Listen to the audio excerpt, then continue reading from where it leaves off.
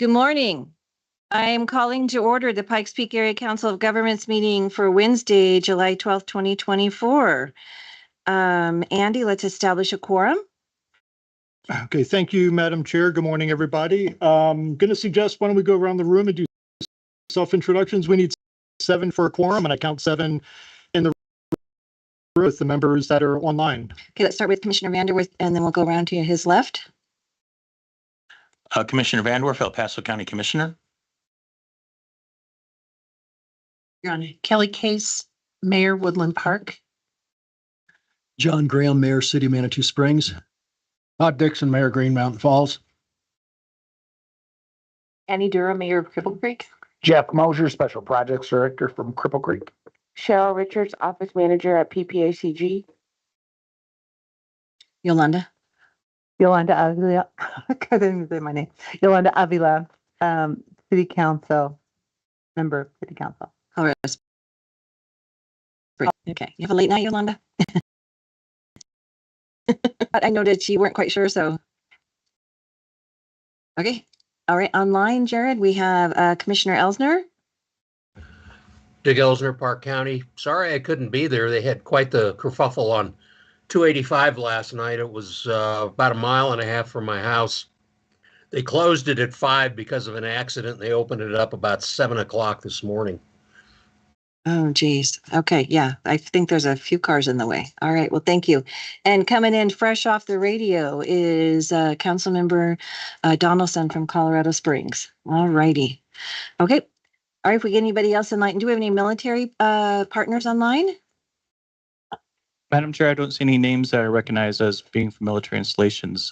We can ask them, please use the raise hand function, but everyone online looks like it's either staff or member staffs. All right. Okay, we will move on to item number 2, the agenda approval. Madam Chair, one item I just want to point out real quick under agenda approval. I don't think we need to move it, but under information items 6B, the building update, we are going to be asking for some direction on a loan application, but our agenda and practice allows action to be taken on any item that's on the agenda. Okay. Okay. I don't know what's going on behind me, but okay. Cheryl said something and I didn't catch it. I'm sorry. Oh, okay. I thought you did. No need to change the agenda, but we are going to Thank see you. some direction under 6B. Right. Okay. All righty. And then also just to let everybody know, Representative Puglisi is trying to get online with us today, but she's tied up in a meeting till about 10. So when she's able to get online, we will probably kind of just stop, let her get on, and then move forward from there. All right. Anyone, let's the agenda approval. All in favor, say aye. Aye. Any opposed? Okay, that takes us on to item 3, introductions, public comments, and presentations. Jumpstart the Aging Workforce Solution, JAWS update. It says Jody Barker and Penny Whitney, but I think we have some other people here in the room that are going to help us with that too. Good morning, Madam Chair. Yes, we do. I'm very happy to introduce some students who've been participating in the JAWS Workforce Solutions program. I'm going to invite Penny Whitney, who is a co-founder of the program, and JAWS does stand for Jumpstart Aging Workforce Solutions. She is joined today from students from Fountain Fort Carson School District who participated in the program. Yes, Mayor Thompson, that was all planned. No, just kidding. But we have Sienna, Chris, and Lily who will be joining Penny as part of their presentation. And so I'll just invite them to go ahead and come on up and get started. Thank you. Jody. You're welcome. Good morning, and thank you to PPACG Board for having us spend a bit of time updating you on the JAWS program. I'm Penny Whitney with Apani Partners. JAWS is an El Paso County ARPA grant to UCCS subrecipient Apani Partners to help jumpstart the continuing aging workforce problem with solutions. I'm joined today by 3 of our JAWS leaders. I don't think that there is any better way to update you than through the experience of the students. So at this time, I would like to introduce you to the JAWS leaders to be able to frame where our program is today. Welcome, students. Good morning, PPACG. My name is Sienna, and I'm a student at Fountain Park Carson School District 8. I believe that JAWS is an amazing program, and I became a member of JAWS because I believe that it is important to inform ourselves and expand that information to our peers about the needs of long-term care facilities and why it is crucial. Long-term care facilities are an important basis in our community, and they're often overlooked, and many people don't take the time to look at them deeper than what is on the inside. There's a pattern among the population. There's many residents and not enough workers. And this is an issue because during COVID, there was a loss of staff due to being sick, staying like a preference of staying home, and many just got burnt out. There are 37% of workers got burnt out just in assisted living, and 57% left due to just being stressed. And that was an issue because now we have facilities closing down and residents were getting moved. JAWS arose from the idea of giving high school students the opportunity and other people the opportunity to acknowledge the loss of long-term care facilities and how they are important in hopes that we can effectively build a society where long-term care can be fixated on more than it is, as well as taking into account the increase for needed awareness for them, as well as the wellness of their workers. Thank you. We do have a comment, Yolanda. I do. I just love to see our youth present. And Hannah, you did such a wonderful job. I couldn't even introduce myself this morning. I had marbles in my mouth. And so you did a wonderful job. Thank you for being here. And whoever's going to speak next. Good morning, and thank you, PPACG Council, for your time. My name is Christopher Fitzgerald. I represent Fountain Fort Carson School District 8 and the JAWS program. I am here to discuss why JAWS is so significant and why JAWS is growing. Before that, I would like to give some background on my involvement with JAWS. I've always loved medicine and joined JAWS to get some hands-on experience. I didn't know it at the time, but I would go on to realize that my passion for medicine was a passion for loving and caring for others. I joined JAWS as a student ambassador to show students what an eye-opening experience it is, and to show adults that adolescents care about future problems and the crisis that is emerging in long-term care facilities. The long-term care facilities are currently understaffed and in fear of losing the ability to provide proper care. 5 long-term care facilities in the Colorado Springs area had to close down due to these issues. The ripples of this can still be felt with understaffed facilities and resident numbers that are only continuing to increase. JAWS was created to mitigate this issue and started in the summer of 2023, where we began with 2 facility partners, a single school partner, and 8 student participants. Moving on to the fall of 2023, we had 3 district partners, 5 facility partners, and 50 student participants. Now, in the summer of 2024, we have 7 district partners, 7 facility partners, and are projecting 150 student participants. We have developed a growing network of interest statewide and have 5 15-hour programs. These experiences are what will lead to the success in preventing long-term care facility closures.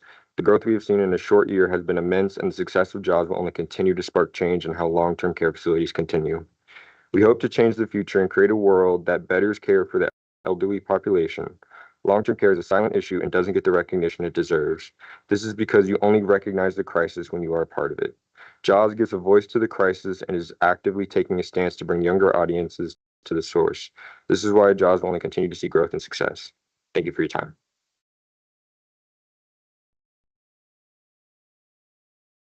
Hello and good morning, PPACG members. My name is Lillian Welch from Fountain Fort Carson High School District 8. I'm going to be speaking about my personal experience with the JAWS program, as well as the effect JAWS has on the community. When I first attended my first ever JAWS internship, I was expecting to tour a nursing home, meet some people, and overall have a very boring experience. In reality, I had such an immersive experience and learned so much about long-term care and the team it takes to care for those within the nursing home I visited. I got to talk to the residents, meet the physical therapist, the business office manager, and I even got to meet the maintenance crew. These experiences left me, the students within my group, and many other students who have attended JAWS internships with a different outlook on the world of long-term care, while also teaching us vital skills required in the healthcare field. It not only shows students possible career options for their future, but it also promotes long-term care, which is facing a growing workers shortage crisis. The number of Americans aged 65 and older is projected to increase from 58 million in 2022 to 82 million in 2050, which is a 47% increase according to the Population Reference Bureau. According to A Place for Mom, about 1,290,000 Americans were living in nursing homes in 2022, and that number is expected to double by 2050. With such a massive increase in the number of people who will be in need of nursing homes or some form of long-term care, the workforce must mirror that. JAWS will show younger generations the world of long-term care from an inside perspective and hopefully get them interested in joining long-term care workforces. Getting younger generations involved now will shape a brighter future for long-term care facilities within our community, leaving a lasting and positive impact on the long-term care career field as a whole. Thank you. Thank you very much. And before you guys leave, let's get a photo up here by the emblem so they can have it for whatever they need it for. Thank you. Thank you, Mayor Thompson. That's a fantastic idea. And I just want to share, while we haven't, as a area agency on aging, have not been able to financially be part of the JAWS program, we have been supporting it through interactions in their meetings. Today, they'll be spending a little bit more time with you, watching how the legislative process works within PPACG Board of Directors. And then they will slip out midway to join some of our staff to learn more about our programs and how it relates to home care as well as the long-term care. So just really excited to have the students and Penny with us today to share a bit more. So let's do that photo opportunity. Who would you like from the board to join you, Mayor Thompson? Anybody wants to come up and be in the photo, that's great. Let's make sure they're in the middle of it. Great. And get Penny up here in the photo, please. And Penny and Jody, of students, course. come on up. Yeah. So come on up and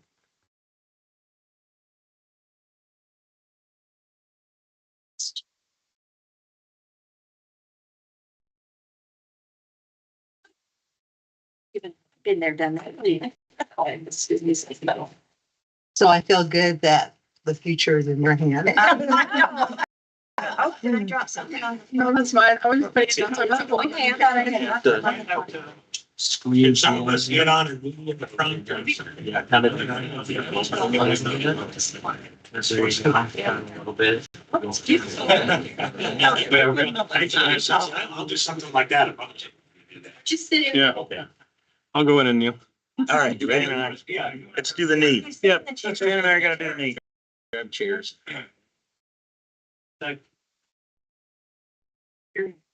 Use my leg back there. There we go. See, this is working. It's just like change. It's gonna, when they have to get them up is when it's gonna. Yeah, exactly. 3, 2, 1. Speaking of senior assistants. Alrighty. Yeah. There to help. Well done. Thank you guys. Great job. Thank you. Get my sheet up there.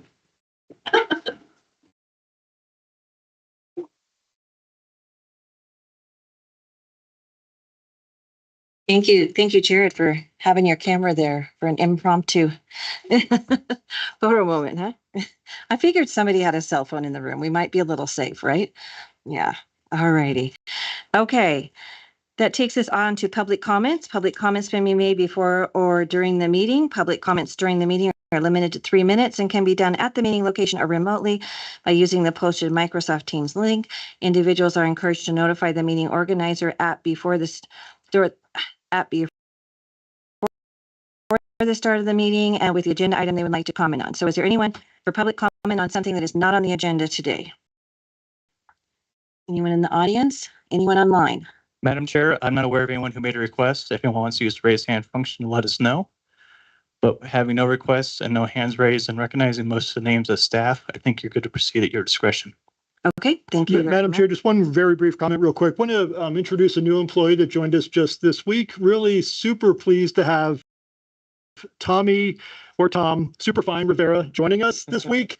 Just don't call him Thomas, but Tom or Tommy is good. But he's our senior administrative assistant helping us out with the front desk and AAA operations. So say hi to Tommy when you get a chance, but really glad to have him on board. All right, on the count of three. 1, 2, 3. Hi, Tommy. Okay, all right. Welcome. Yes. All right. And I'd like the record to reflect that we've been joined also by Mayor Havenar. I guess you got some of that traffic out there today. So, yeah. Oh, I'm sorry. Yes. Well, the other lake, it took me 2.5 hours to get home from Monument. So, yeah. And then thank you. And I didn't recognize you over there, Lynette Iverson Crow from Colorado Springs. So thank you very much. All righty. Madam Chair, if I could point out that the interstate is controlled by the state of Colorado.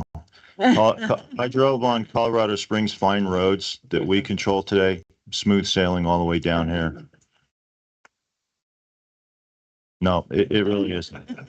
And we're a team on city council, regardless of what you may hear lately. Okay. We're a team. Speaking of traffic, here's Commissioner Williams.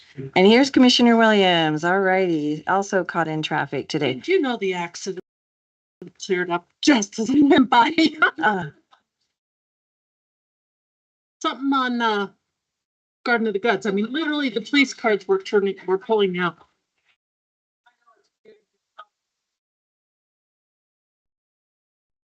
Okay. Well, hopefully everyone will be okay in that, and they will. And everybody just slow down a little bit and stop rubbernecking. And you don't really need to get there on time. 5 minutes late is just fine in most cases, right?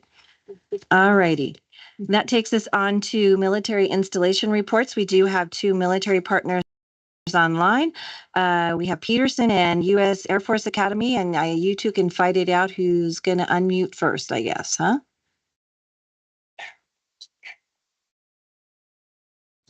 All right. Good morning. I'm Colonel Chio Starworth. I'm the Mission Support Group Commander here at the Air Force Academy. It's nice to be part of this meeting in this quorum. So thank you all for inviting us. A couple of things we wanted to send out to the audience. We were fortunate in successfully graduating 974 second lieutenants into the Air and Space Force on the 30th of May. 93 of those members went to the Space Force. We also welcome our acting superintendent. So if you were familiar with Lieutenant General Clark, he just retired. And so Major General Thomas Sherman is going to be filling in his stead until our new superintendent is confirmed by the Senate. We expect that new superintendent to be Lieutenant General Tony Bauerfeind. He is coming to us from Air Force Special Operations Command and should be here towards the middle of July if all goes well with the Senate process. And then finally, we got our in-processing day where we're expecting a little over 1,100 new trainees to hit the Air Force Academy as part of the new class of 2020. Let me add 4 years to where we are, 2028. And that in-processing day is going to be the 26th of June. Additionally, on the Air Force Academy, we've got 2 major road closures to be aware of. One is, if you've ever been on the Air Force Academy, Pine Drive is one of our main thoroughfares. It's going to be closed from the 17th of June through the 27th of July for a full depth repair. And this is going to impact anybody that needs to visit housing residents and also Air Academy over the summer, Air Academy High School. And then our second is going to be a North Gate closure. That's set for late July, and that's going to be about 3 weeks in order to impact traffic patterns for the True North Commons contract build that's going there. We're building a roundabout around that area. So all traffic will need to access USAFA through the South Gate during that time period. Pending any questions that we have, that's all we've got from the Air Force Academy this time. Thank you for being here today. Really appreciate it. And congratulations on those new kids coming in. I guess what, like next week, huh? Or week after? All righty. And gonna break them in, huh? Gently. Absolutely. I'm sure gently, right? Yes, Jim. that's right. Okay, any questions for anybody on the Air Force Academy? When is the visitor center opening? We anticipate opening at the end of this year in December. Okay, but the hotel is opening before the visitor center, correct? Correct. Okay. All righty. Another roundabout in town. Woohoo. All right. Thank you so much. I love the one by my house. I can actually get out of my house now. So thank you very much. And then that takes us to Peterson.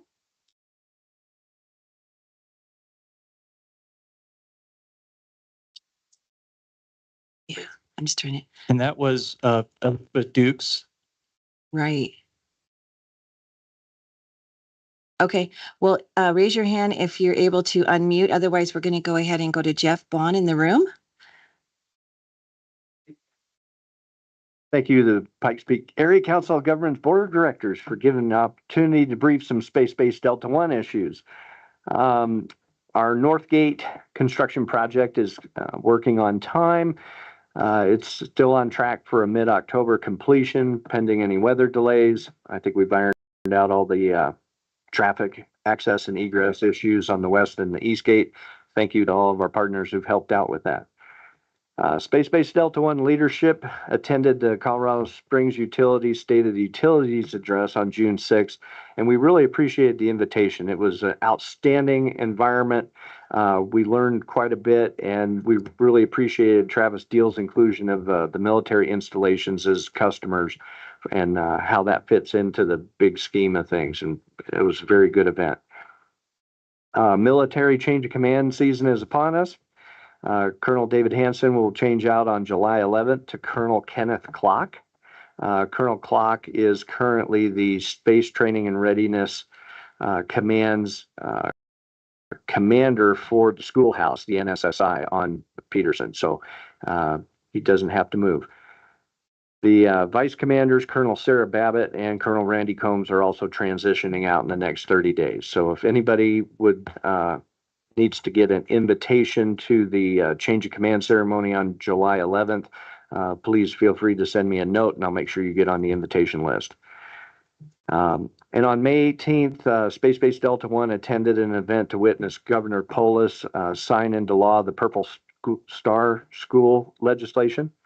Now that it's state law, the Purple Star School designation can be awarded to schools in Colorado that are dedicated to helping children of military families transition to new duty stations.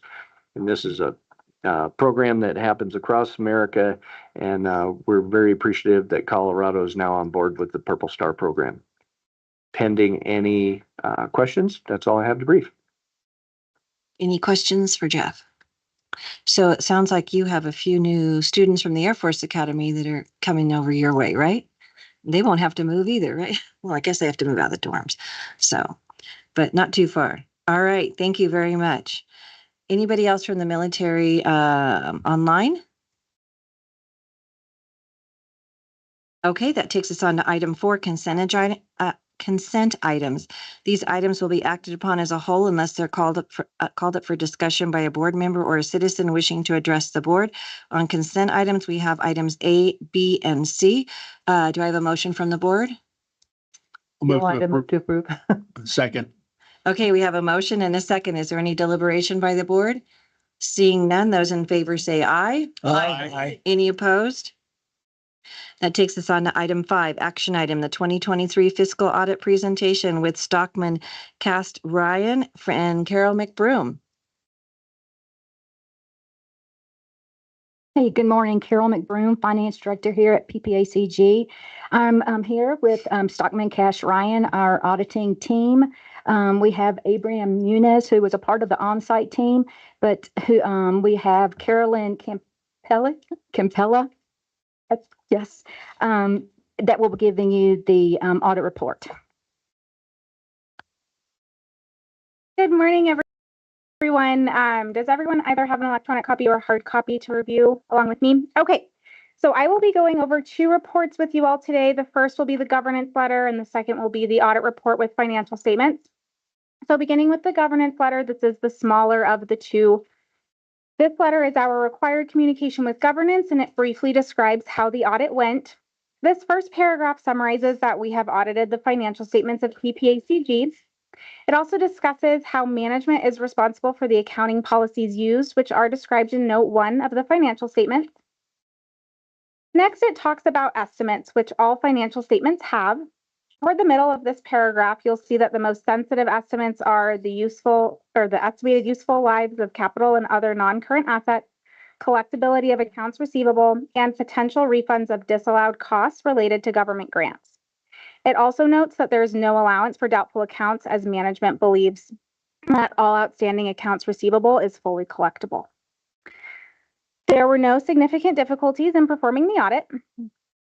Moving on to the next page, corrected and uncorrected misstatements.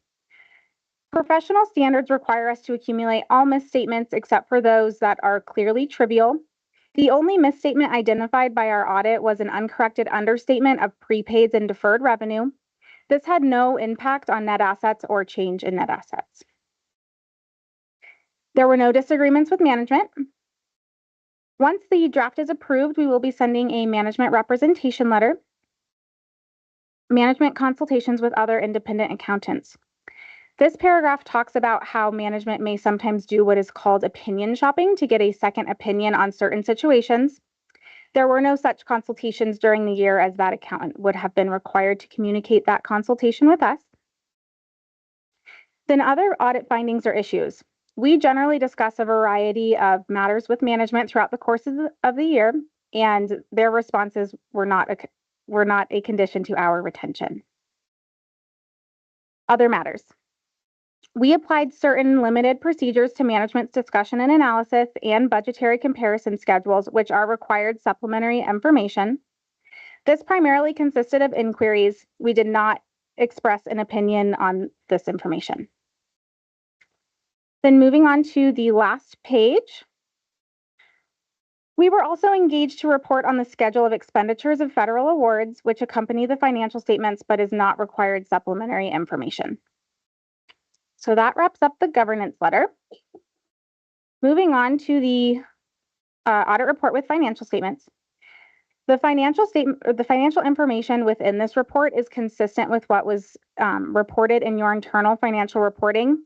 As a result, rather than discussing the specific results of operations, I will just walk you through what is presented in the report. Beginning with the audit report. This first paragraph states— I want to make sure, because we had this separate document, and now we are on what appears to be page 23 of the packet. Is that correct? Okay, all right. It's just a lot of papers we're moving around. It is a lot. All right, thank you. All right, so beginning with the audit report. So this first paragraph summarizes that we have audited the financial statements of PPACG. In our opinion, the financial statements are presented fairly. This is an unmodified opinion, which is commonly referred to as a clean opinion, which is the highest opinion that can be received. The basis for opinion. We conducted our audit in accordance with auditing standards generally accepted in the United States. We are required to be independent of PPACG, and we are also required to meet other ethical responsibilities. Responsibilities of management. Management is responsible for the preparation and fair presentation of the financial statements. Management is also responsible for the design, implementation, and maintenance of internal control, and is required to evaluate the entity's ability to continue as a going concern within 1 year. Our responsibility is to obtain reasonable assurance that the financial statements are free from material misstatement. Additionally, this section lists some of the requirements we have met to ensure the audit was conducted in accordance with auditing standards. Then on to the next page towards the bottom, report on required supplemental information. This notes that management's discussion and analysis and the budgetary comparison information are presented to supplement the financial statements. Only limited procedures were performed on the supplemental information, and therefore we do not express an opinion on the supplemental information. Then on to the next page. Next, it explains that the accompanying schedule of expenditures of federal awards is presented for additional analysis and is not required as a part of the basic financial statements. Then lastly, other reporting required by government auditing standards. This just notes that we also issued a report on the internal control over financial reporting. So that concludes the audit report. Moving on to the financial statements.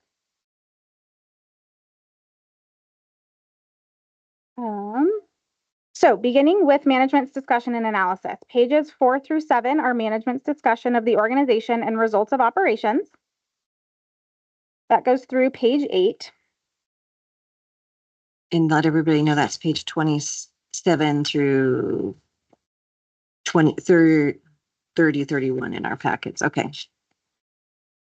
All right, so beginning with the statement of net position governmental activities. This is a government-wide financial statement and shows all assets and liabilities. You'll see net position towards the bottom of 3.1 million. This is a measure of financial health. Net position increased about 230,000 from last year as a result of net income. Next is the statement of activities. This is also a government-wide statement and reports information on all activities of the organization. The third line up from the bottom is change in net position. Change in net position is the governmental terminology for net income or loss. Next is the balance sheet governmental fund. Fund financial statements reflect assets and liabilities on current financial resources measurement focus. It excludes capital assets and long-term liabilities. Then next is the reconciliation of the two presentation methods of the balance sheet and statement of net position.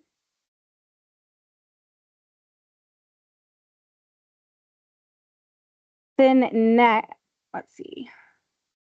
Okay. Next is the fund financial statement presentation of revenues and expenses. Then following that is the reconciliation of the two methods of presenting revenues and expenditures. Beginning on page 14 of the report are the financial statements. Note 1 begins on page 14 and continues through page 18 and describes the accounting policies used. There have been no changes in accounting policies, so this footnote looks very similar to last year. Moving on to page 18 of the report, footnote 2. Note 2 describes the budget process. Note 3 discusses PPACG's bank deposits and collateralization under the Public Deposit Protection Act. Footnote 4. Okay. Footnote 4 describes capital assets less accumulated depreciation. Then footnote 5 discloses the pension plan in place for employees and the vesting of employer contributions. Then footnote 6, this discusses that you are subject to various risks and that commercial insurance is carried to protect PPACG from such risks. Right, moving on to the supplemental information. The first schedule that we'll be looking at is a budget to actual. You'll see that actual revenues were less than expected. However, the organization adjusted spending as a result of less than expected revenues, resulting in actual revenues over expenditures exceeding what was budgeted. The next schedule is the schedule of expenditures of federal awards. This begins on page 22 and goes through page 24 and shows the expenditures made from the federal awards received.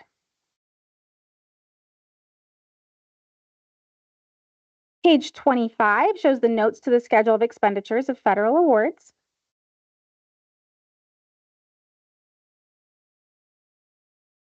Next, we have the compliance and internal control section. This report relates to financial reporting. If any internal control weaknesses were identified, they would be listed in this report, but no weaknesses were identified. Next, beginning on page 28 is the report on compliance for each major program.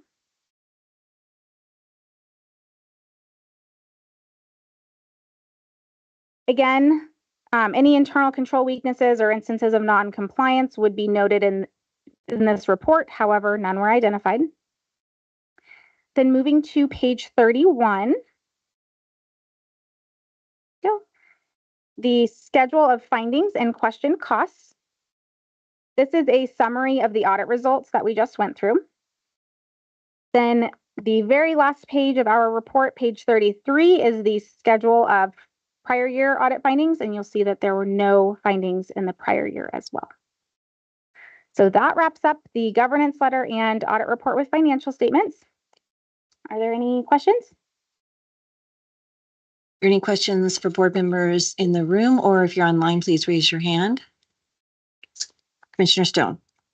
No specific questions, but I do want to extend to Carol and Andy a job well done.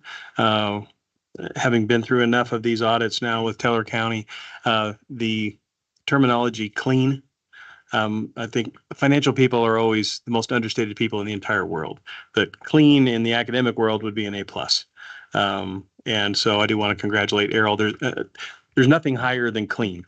Clean means clean, like lily white as the snow. So Carol, congratulations on doing an exceptional job for PPACG. There's a lot of moving parts, a lot of federal requirements. We deal with a lot of federal money, and for El Paso County, they have different rules than what PPACG does or what Teller County has. But again, job well done, and thank you for the very succinct report.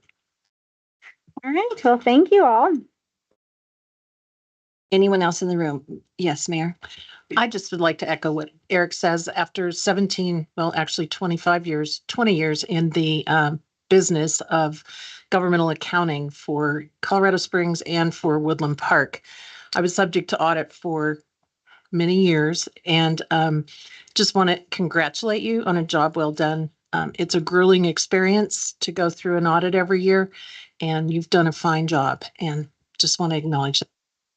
Thank you, y'all. Thank you for the kind words, but I do have a great team. And no, Amy is here to join us. I do have Amruta on the team as well, but she is on vacation. So really, congratulations to the whole team. Just put the words clean next year at the front. Right? We're all kind It's a of little nerve-wracking, I'll admit. Thank you. Yeah, echo everyone else's comments. So you have a great team, Carol. Thank you very much. Thank you. Appreciate it. And, Likewise, thank you, Madam Chair. Just want to echo that as well. Noemi is one of our rock stars here within PPACG, as is Amruta. We've got, I don't know, probably 20 or so state and federal grants we have to manage, and those are kind of complicated. They come with a lot of strings attached. So they make sure we follow the letter of the law, but also a very problem-solving approach to working with all of our staff members across the organization. So it's our finance team is a real strength of our agency. So thank you. right. Thank you very much. Lot of work taken care of in like 10 minutes. So thank you. So congratulations. Alrighty, on to information items. That takes us on. Oh, thank you. Thank you. I move approval of the audit.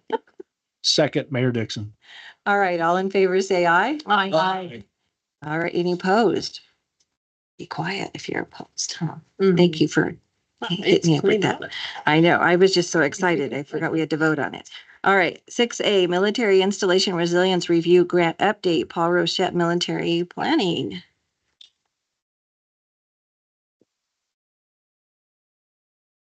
Good morning, and your mic is not on? There you go. Thank you for having on. There Now you it's go. on. All right. Yeah, you're on. Very good. Yeah, this technology, hard stuff. So, so I thought I would give just kind of a very brief summary of what we've been doing with our current grant, which ends in 2 more weeks, and hopefully we'll get approval to start a new one. So before I get into the upcoming grant, which is called a Military Installation Resiliency Review, or MER for short, I wanted to just briefly update you where we are with the current grant and see how it leads into the next grant. So essentially what we've been working on is what's called a joint land use study. And it was initially awarded to us in 2018. And in 2021, we started on the second phase, an implementation phase. And with that, we're wrapping up several major tasks. But the funds come from a DoD department called the Office of Local Defense Community Cooperation, or we'll call it Old CC, a whole lot easier. So essentially, the existing grant had several major components that we think we've been fairly successful with. And one was in wildfire mitigation. And with that, we, in the past 2 years, we've completed an application to what's called a REPI Challenge program through DOD to get dollars to do wildfire mitigation. And we successfully received $424,000 to do wildfire mitigation on Cheyenne Mountain State Park. And just this last Friday, we turned in our next round of applications, working with U.S. Forest Service, Colorado Springs Fire Department, Colorado Springs Utilities, Colorado State Forest Service. We turned in a grant request for $3.6 million to do wildfire mitigation on Old Stage Road, which is a very hazardous area, and along the western boundary of Air Force Academy on U.S. Forest Service land. So we're keeping our fingers crossed on that one. We've also received some grant funds from the state of Colorado, and we hired a consulting firm to write what are called community wildfire protection plans. We did that for Town of Monument, we did that for Woodman Valley, and we did that for the Southwest Highway 115 Fire Protection District. Having community wildfire protection plans, which are then submitted to the state and adopted, allows them to apply for and receive further actual mitigation work to do work on the ground. So they were very important things to get done. We've hired the consultant. I'd say they're about 15% of the way through. We've got until next spring to get these done. We also just held an event last Thursday. We contracted the firm Bachman PR to conduct community meetings for Woodman Valley, Thunderbird Estates, Woodman Oaks, and Peregrine concerning wildfire. And we included in this was kind of a multi-jurisdictional thing, that there were some issues between Air Force Academy and the Woodman Valley neighborhood. There's a great deal of concern over notification, evacuation, preparation. So we brought together probably a dozen different agencies. We had about an hour long presentations by several of them. El Paso County Sheriff's Office, Colonel Glisson with Air Force Academy, Colorado Springs Fire Department, and it went really, really well according to the feedback. So that's a pretty exciting thing that we managed to do. We've also been working on stormwater, and stormwater, we have very good regulations on development of property to deal with stormwater. Unfortunately, some of these regulations were put into place after there was stormwater damage, and we still continue to get stormwater damage on Air Force Academy due to runoff. It's much of the development to the north and to the east. We attempted to deal with that from a regulatory perspective. We realized that that's not something that's in our wheelhouse. So instead, we decided, well, I think the best thing that we can do is help find dollars to do stormwater mitigation. And we have pulled together a project that we put some requests for funds in our upcoming grant to do some pre-design work on Jackson Creek as it leads into Monument Creek. And I think we'll get those funds and we'll be able to do some real stormwater mitigation. It's a very complex piece of property, and that has multiple landholders. It has the railroad. It has the trail that goes through Air Force Academy. It's got I-25. I mean, there's a whole long list of participants, a couple special districts, so on and so forth. So anyhow, we're hoping to get the funds to do a pre-design study to see what's the best way forward with this. We also obtained funds that we then ran through the city of Colorado Springs, Gail Sturdivant and the Transportation Department, to do a Peterson Road 30% design, Peterson Road and US 24 interchange design study. That was awarded, done on time, and well accepted. We've done an advisory committee restructuring. We had an implementation committee. We've replaced that with what we call a senior leadership group, and we're going to be having our kickoff meeting next week for the first time. And I hope to be able to talk,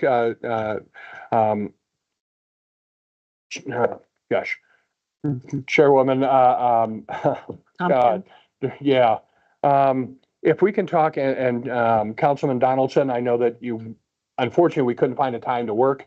I'd be happy to meet with both of you individually or together, whatever.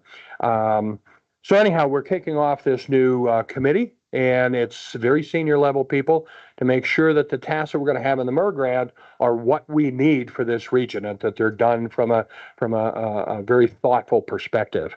We've also provided a lot of installation support to the various military installations here, and over the life of the grant, we've attended planning charrettes and worked on city retool project and transportation plan updates, installation resiliency plans, comprehensive plan updates, and just a lot of one-offs kind of things. With our upcoming grant, which is really what this discussion is about, we're building on the success that we've had so far. And the first thing that we plan on doing is continue to do wildfire mitigation. So the REPI Challenge grant that we turned in on Friday, there's 2 rounds, and we hope to hear that we made it through round 1 in July. But if we do that, then we have to do some additional work in round 2. So we have some time in that. After that, we hope that because the REPI Challenge program, and there's also another program just called the traditional REPI, are ongoing, we hope to continue to put out grant requests to do further wildfire mitigation. So we've got that scheduled for work in this upcoming grant. We're also in some discussions, and Councilman Donaldson, you were at the workshop yesterday. We're also talking with Palmer Land Trust, Trust for Public Lands, and Nature Conservancy to join in on what's called a Sentinel Landscape Program. And there's only 13 of them in the country. It's a designation between Department of Agriculture, Department of Interior, and Department of Defense. And it creates a designation that puts you pretty much at the top of the list when you go for grants. So this is all about trying to bring in more dollars for mitigation. We're then going to be doing what are called tabletop exercises. There are 2 of them. One of them is around wildfire, and one is around stormwater. But they're much more comprehensive than individual efforts to do mitigating a specific area. And I could go into detail what that is, but it's a fairly in-depth, comprehensive look at the risk that both the installations have and the community as a dependent and supportive of the installations. So it's looking from a lot of different perspectives. And then when we're done with that, we also look at what are the risks to critical infrastructure in the region, and how do we react to that? How do we plan for it? How do we mitigate that? So the MER grant is really, the old grants used to be about encroachment. The new grants really are about resiliency. How do we increase the resiliency in both of the installations and the community surrounding the installation from events that are outside of our control? When we're done with the critical infrastructure and stormwater, we're also we'll be looking at a continued stormwater facilitation. So with the grant money that we've requested in the upcoming MER grant, we intend to hire a firm, and it might be the Fountain Creek Watershed District, to do an analysis of the feasibility of doing a project on this complex parcel of land on Jackson Creek as it leads into Monument Creek. And then we will hold that senior leadership group. We're planning on quarterly meetings, but with regular communication and updates to that committee. So that's really kind of where we're at. So anybody, questions? Commissioner Williams? Yes, I didn't know it's the Office of Emergency Management assisting you in these things. Yes, they are. They participated in the event last Thursday, and they will be participating in the senior leadership group, I believe. Okay, thank you. Any other questions from anyone in the room or online? And we'll be happy to keep the board informed as we go along as well. So we always look for great direction from all of you. Commissioner Stone? Yeah, just one question in regards to Rampart Range and the Farish portion of Department of Defense property up there. It's kind of an eastern border of the city of Woodland Park, and I know we've identified that area. There's some great mitigation work that's already happened up there in that area, but just wondered if continuing to look south from there as a buffer to the Air Force Academy, but then it also protects the eastern flank of Woodland Park as well. We wanted to put that into this most recent REPI Challenge grant. However, what we learned is there's only about 30 million available nationwide. And the challenge grants are either all or nothing. You get it all or you get nothing at all. And we put together our team and we come up with $7 million worth of work to do, which included that area. And then we said, oh boy, we'll probably get nothing if we include that. So it was like, okay, which areas are the meet the old CC or meet the REPI objectives most, and which ones are the most critical to the region? And it was kind of a balancing act.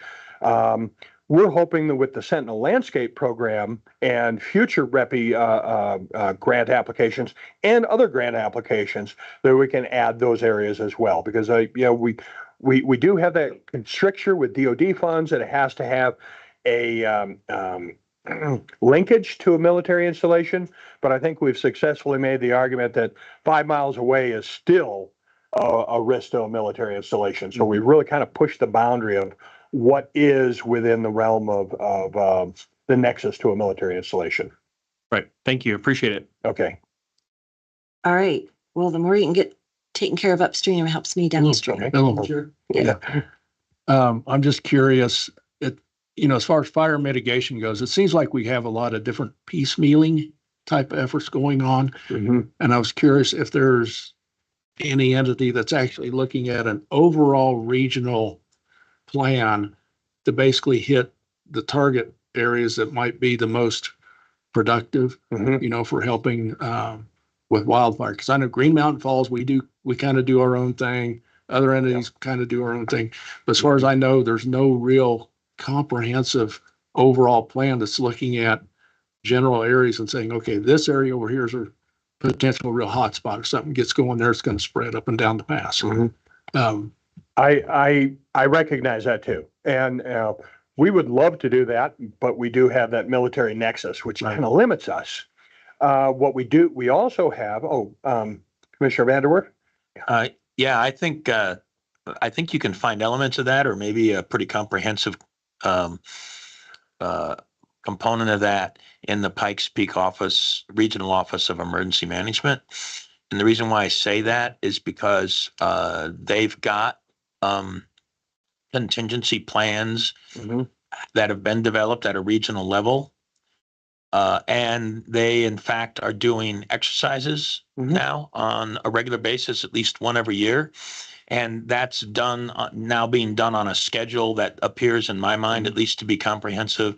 So I know over the last 3 years or so, they've done an evacuation where they've actually had residents do an evacuation. They did one of those in Cascade. I think that was last summer. They did one in Falls. Yeah, and it included Green Mountain Falls, right? They did one in Crystal Park, and they also did one in Palmer Lake. So I think they are thinking about it kind of comprehensively and strategically. They do have contingency plans for the region, and they're actually doing evacuation exercises. So I think that'd be the best place to go to if you want to kind of learn more about what they're thinking. I heard his question to be an overall regional mitigation plan, not an evacuation plan, which I know they do all that, but I think you're looking for, like, if the airflow is here, then if you need to make sure we're making sure this area is cleaned. What I think I'm hearing is PPR OEM may have at least some elements. Okay. I think I use that only as an example. Okay. I think it's much more comprehensive than that. Okay. They were part of the effort that we took on in the county to convince the federal legislature to provide $18 million to the Pike National Forest. And now they're doing mechanical mitigation from Highway 24 all the way up to the Douglas County line. That is a strategic, approach, because that's helping a lot of communities. So I'd say still go to them and, go through a process of discovery with them and see if they're missing anything. We have met with them and they're evolving from where they really were response oriented to a fire to thinking more about preparation, which is Chairman Thompson's point. There's also, so we want to keep them involved. We've met with Andrew Noteboom several times now. We want to stay involved and see how that evolves.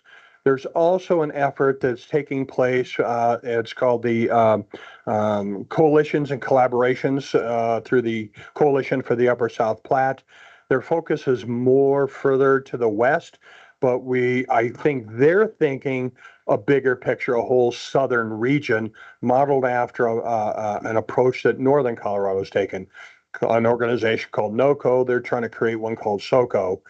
And I think that, along with what PPREOM is doing, along with the Sentinel Landscape Program, I think what you've got is, there are a lot of players, but they're beginning to coalesce into more solid groups rather than a whole bunch of individual efforts.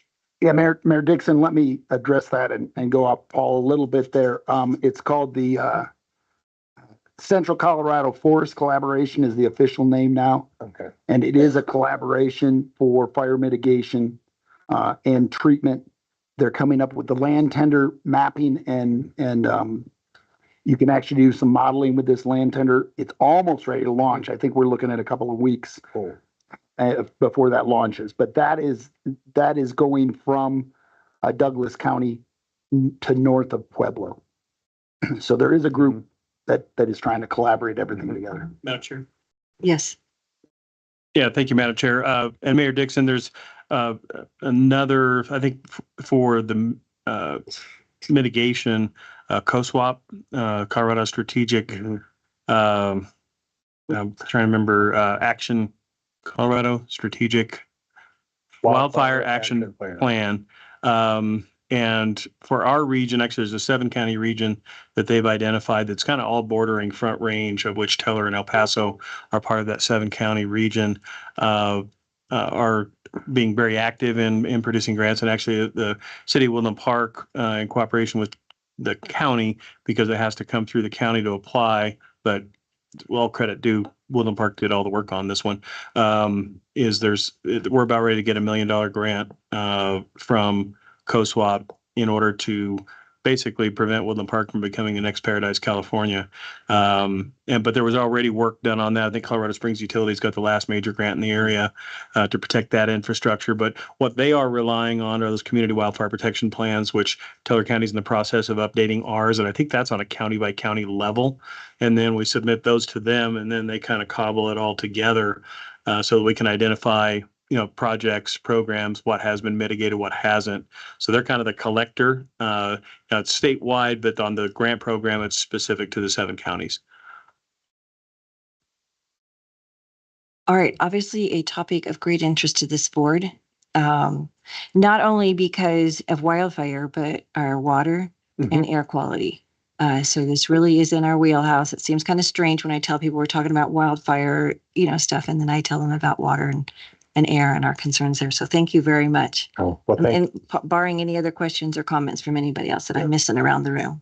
And please always feel free to call me with any comments, questions, suggestions, directions, whatever. So, right. Thank you so much. Thank you, Paul. Okay, that takes us on to item B, building update, Carol McBroom. And that is, there's a separate paper on your board here to address this item. That looks like we didn't get the grant we were hoping for. We did not. Just kind of summarize it. It really does. Cheryl McBroom, Finance Director, PPACG. Just to give you a little summary of where we are. We're in a 50-year-old building. We have 2 stories, close to 19,000 square feet.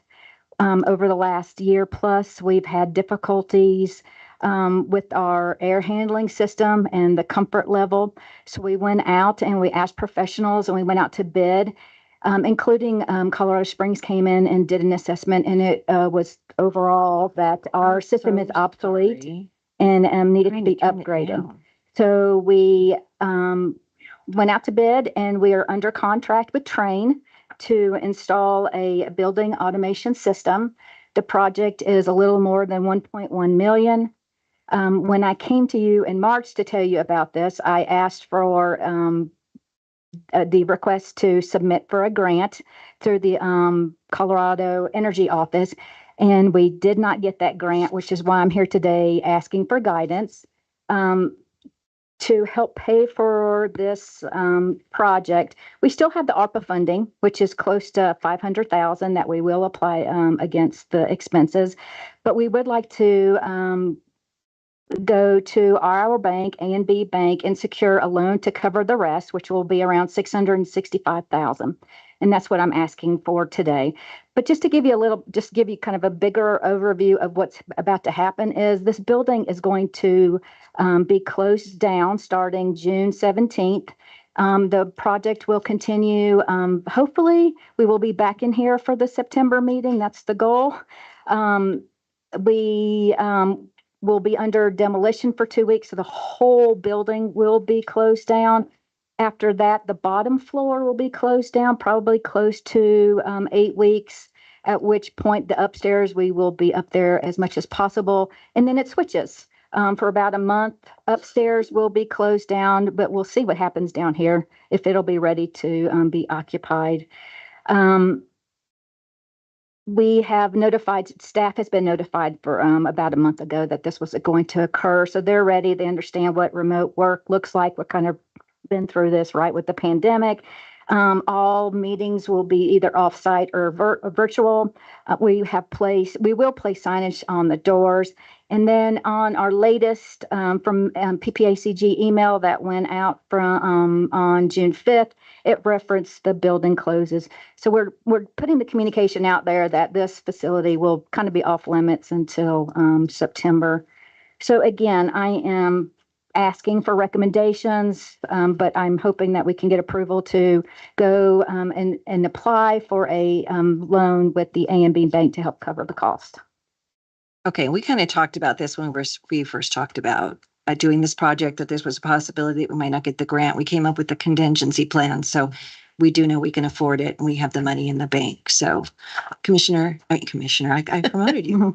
It's Mayor okay. Case. It's okay. You can call me Kelly if you'd like. Just a question, and it's just a thought that comes to mind that I always ask before we go borrow money. Number one, do we have a quoted interest rate on the loan, the term of the loan, and have we looked at using cash? I notice we have quite a healthy fund balance, and just curious about that analysis. Yeah. So because we haven't gone under an application process, they've just given me an estimate. So yes, we do have an estimated interest rate of 7%. Yes, we do have cash we can use. So the reason why I'm asking for 665,000 is because that covers the expense. I can, at any point, after this discussion and before we close on the loan, we can decide that we only want to fund 300,000. We do have cash in the bank that we could definitely do that. The 665 just covers the max amount that we will need to cover the expense. It's not the amount that we have to actually draw or to have a repayment plan on. Does that help? I mean, they have given us the bank is recommending a 25-year amortization, but a 10-year payment plan, which just give us a balloon note so that we could pay on it as we wish. So if we want to pay it faster, we can pay it faster, but the actual loan amount would be smaller.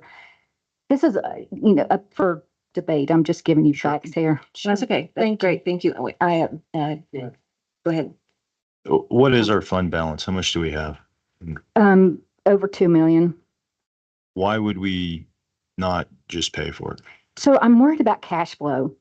All of our grants are reimbursement based, and we have some large provider reimbursement months that I am concerned if we don't borrow some of this money, that will put us in kind of a pickle down the road. And that's my concern. And just to amplify that a little bit, for instance, we've been waiting for reimbursement from the Department of Defense on the grant that you just heard about from Paul for how many months now? The SEDS grant? No, the Department of Defense, the JLUS. Oh, so we're still owed money from the beginning of the year. Andy, can I ask a question about fund balance? This second, we have another one up here first. So, okay, Commissioner Stone. Yeah, and actually I would defer to the mayor. My only question about fund balance is that the way I see fund balance in our budget is fund balance is in excess of previous year's budgets. So it's money unaccounted for and unspent. So it's not in your budget anyways. So why wouldn't you use some of the fund balance? Because that money is there for one-time payments that don't fit within the parameters of your normal budget. Yeah, we also need to remember that we need to have funds in the account in cases of an emergency. So between that, to be a healthy organization and to worry about cash flow, I do believe that getting a loan for some amount, I can honestly say I don't think we're going to need 665,000. If we could do 300, 400,000, that would make me feel better. Could you turn your mic on so people online can hear you? So am I not understanding correctly? Because fund balance should not be in the budget anywhere anyways. It's in excess. So that money is not earmarked for anything else. So you already have that money. No, you're 100% correct. It is money sitting there available for use. But I also would feel uncomfortable just knowing that we need to be healthy as an organization. We need to have reserves. And on top of that, we need to have reserves plus with the cash flow that we need on just a normal daily basis. So then let me ask you this, how much is in reserves? Because reserves and fund balance are two different columns. No, it's the same. I'm not saying that one is over the other. I'm saying in the fund balance is our reserve. That is included in there. Just two different terms for the same thing. Yes, correct. Yeah. Go ahead. Yeah, thank you, Madam Chair. Couple questions, and I agree with both comments made by both mayors to look at using fund balance. I think the big question is, and I fully understand and respect what you're talking about in regards to reimbursement grants and having that backup. For our fund balance, though, whether we call it fund balance or reserves, I know from the county perspective, when we do it, we look at days of operation. But that being said, we're worried about grant, reimbursement, which is a little different than a lot of the things that we do on a county level. But my question is, a lot of times when we look at grant reimbursement, when I deal with my own finance department, is that I will ask questions such as, traditionally, what is reimbursement on these individual ones that we're worried about, especially perhaps the larger ones that we work with, and if traditionally they are paid, within a reasonable period of time, there's less stress on, on that fund balance versus, there's one always late. We never know what it is. And for us in Teller County, the one biggie, it's not a reimbursement fund, but it's gaming impact funds. We never know until it could be 115, it could be 475. We never know until they actually come out with it, and they don't come out with it until we're into the budget year. So we have to be pretty conservative about our projections on that. So we run a slightly higher fund balance to make sure. So the question that I think I slowly got to there is, are there specific grants that we're actually really concerned about? Because, in this current world of moderately high interest rates, and then when you start talking 25 years, we're actually talking about paying not 600,000, but probably closer to 1.5 million, including interest over that period of time. And I understand why these are options. And you're obviously not coming with a recommendation, you're looking for options. But Andy, do you have a feel on that in regards to these grant reimbursements? What's the risk, I guess, there's the question. What's the risk? Well, and actually I'm going to defer to Carol because the day-to-day, the month-to-month, what we're trying to get reimbursed from the state, CDHS or CDOT or DOD, or we've been a year plus trying to get a grant back for our comprehensive economic development strategy plan. It's only $40,000, but we've been out that amount. So a lot of things like that we have to float. But Carol, what are the big ones you're concerned about? Yeah, so my answer to that would be, it depends on the month. So since I've been here, our fund balance has been as low as 700,000. So that's really kind of where my risk level is. If I've been as low as 700,000, and now we're talking about writing a check for 665,000 to cover that, then we're gonna put ourselves kind of in a sticky situation. If I could, Sharon, I'd just like to, for just a minute, I won't take long, Wendy.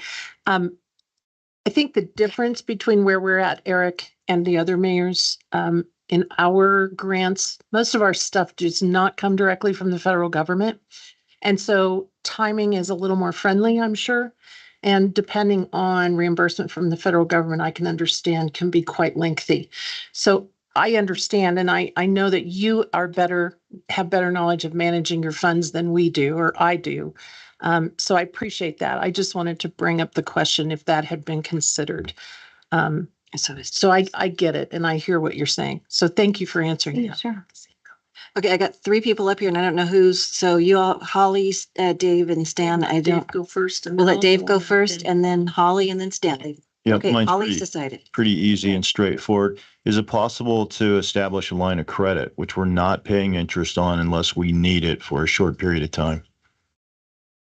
It's a great suggestion. We don't have that. It's something we could look into. And the bank is willing to do what we need to do, so I don't think that would be a difficult ask.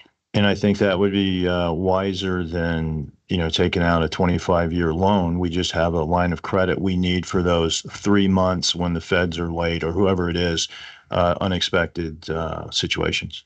So keep that in mind for when we think about what we really want to do. Commissioner? Mine is more of a percentage question, and my brain fog is not allowing me to do the percentage, but what percentage of our budget would you like to have as a fund balance? Because at the county, and this is why I think Stan will follow up after me, we have worked very hard on getting a larger fund balance than is required by Tabor. And that's been very helpful to us. We had one day that someone walked in and said, no one can park in the garage for the next 6 months or else it's going to pancake. And we had to totally shut down our garage and fix it. And so that's been really helpful for us to have a higher emergency reserve as our buildings age and we face emergencies. And so maybe Stan will have the question. I just asked our finance director, but we've worked harder to get it to a percentage amount of the budget, and then we don't go under that. Correct. And so I'm probably fine taking out a loan and paying it back faster. I just want us to think about what is the balance that we want to have in our fund balance, the percentage. So I will say 15% reserve is kind of the minimum that I would feel comfortable with. So I would say 15% plus. And our budget's about 12 million total annually. And roughly. so 15% would be, 1.2, about 2 million. I was getting there. Yeah, close to 2 million. So the National Association of Counties recommends 17%. Actually, if you want to be specific, 16.7%, which is 2 months Same worth for of city. reserves. Same for us as well. Yeah. Okay. Thank you. And that be kept in a separate reserve balance and would not be a funds balance that you can use for a cash flow. And I don't know where we are, but I'll tell you what, this is a very interesting question. I'm glad we're actually starting to have a conversation about it because everybody has to deal with this some way or another, and every organization does have its own unique characteristics. Like our Teller County Commissioner mentioned, with regard to their gambling receipts that they receive, that produces a unique situation. But in El Paso County, for NACO, it's 16.7 or 17%. Now we're at about 29% as far as our reserves that's kept separately. So we leave that as funds in accounts for a variety of different reasons. And then everything else is working budget. So it'd be good to kind of see where we're at and then what's above that, because if you're going to, let's say it is that number. I think the words we're used to working with are restricted funds and unrestricted funds. Maybe that's where some of the confusion is. Yeah, in we this don't discussion. We don't have that terminology for our reserves. Okay. Well, actually, I have to correct myself. There are some statutory requirements for reserves, and you could call those restricted funds. But then there's also just what's good business operations, which is beyond that. So I think that word does actually have a play to one degree or another. So it'd be great to know where we're at PPACG. And then also, is this fiscal requirement legitimately an emergency requirement, one of those conditions where you would tap into your reserves? I think that's a good question to get us to a definition about as well. If we don't want to do that, then that will cause us to behave a particular way. But if we're willing to do that, we might want to tap into it. So I think we got to define those things. To that point, real quick, we've talked a lot about, we need to update and create a more modernized set of financial policies that we're really lacking. So that's going to be coming hopefully later this year once we get through this project. Yeah. Go ahead. I mean, and I agree. And actually, I think if you look at our days of operation, we're probably pushing 30% total available in Teller County. But the other kind of backup to that for us is a county-wise, and I realize the holdings of PPACG are much smaller than probably the municipalities or the counties, but we also do have a capital construction fund. And I don't, just off the top of my head, I don't know within our budget, that would be what, as a county, well, we would look towards on any unexpected, expenses to look to the capital construction fund.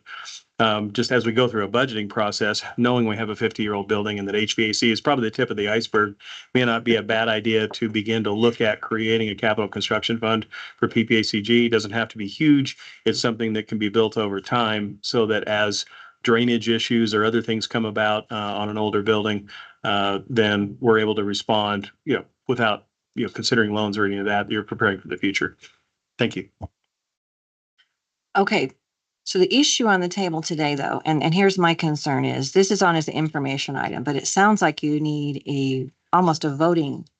We need some guidance. Either we Right. go to the bank, we start the application process either on, a line of credit or, on this kind of fixed term loan that we're looking for. Right. But we've already signed a contract with this company. We have. Yes. And Yes. so we're already in the process Mhm. of Yeah. demolition Correct, beginning. yeah. So we need to figure out, since we didn't get the loan, which was Right. what we were really hoping for, we need to figure out how we're going to pay these people. Right. And And absent so- clear financial policies that give us the authorization to sign a loan application, our Right. bank wanted authorization by somebody, and that would be the board to say, we can move Right. But forward it with the came to loan us or as a an line of credit. information item. So Mayor, I'd like to just make a motion if I could. I'd Hang on, talk I'm with not, Andy. okay, hang on just a second for me if you would, which. Sure. Okay, I just want to make sure everybody's got all their questions answered and everything like that. Is there any further questions or discussion on this before we do have a motion, and then we can discuss the motion? So. Okay, seeing none, go ahead. I'd like to make a motion to to give staff the authorization to proceed with the contract as presented and to pursue funding of the 665 from a loan.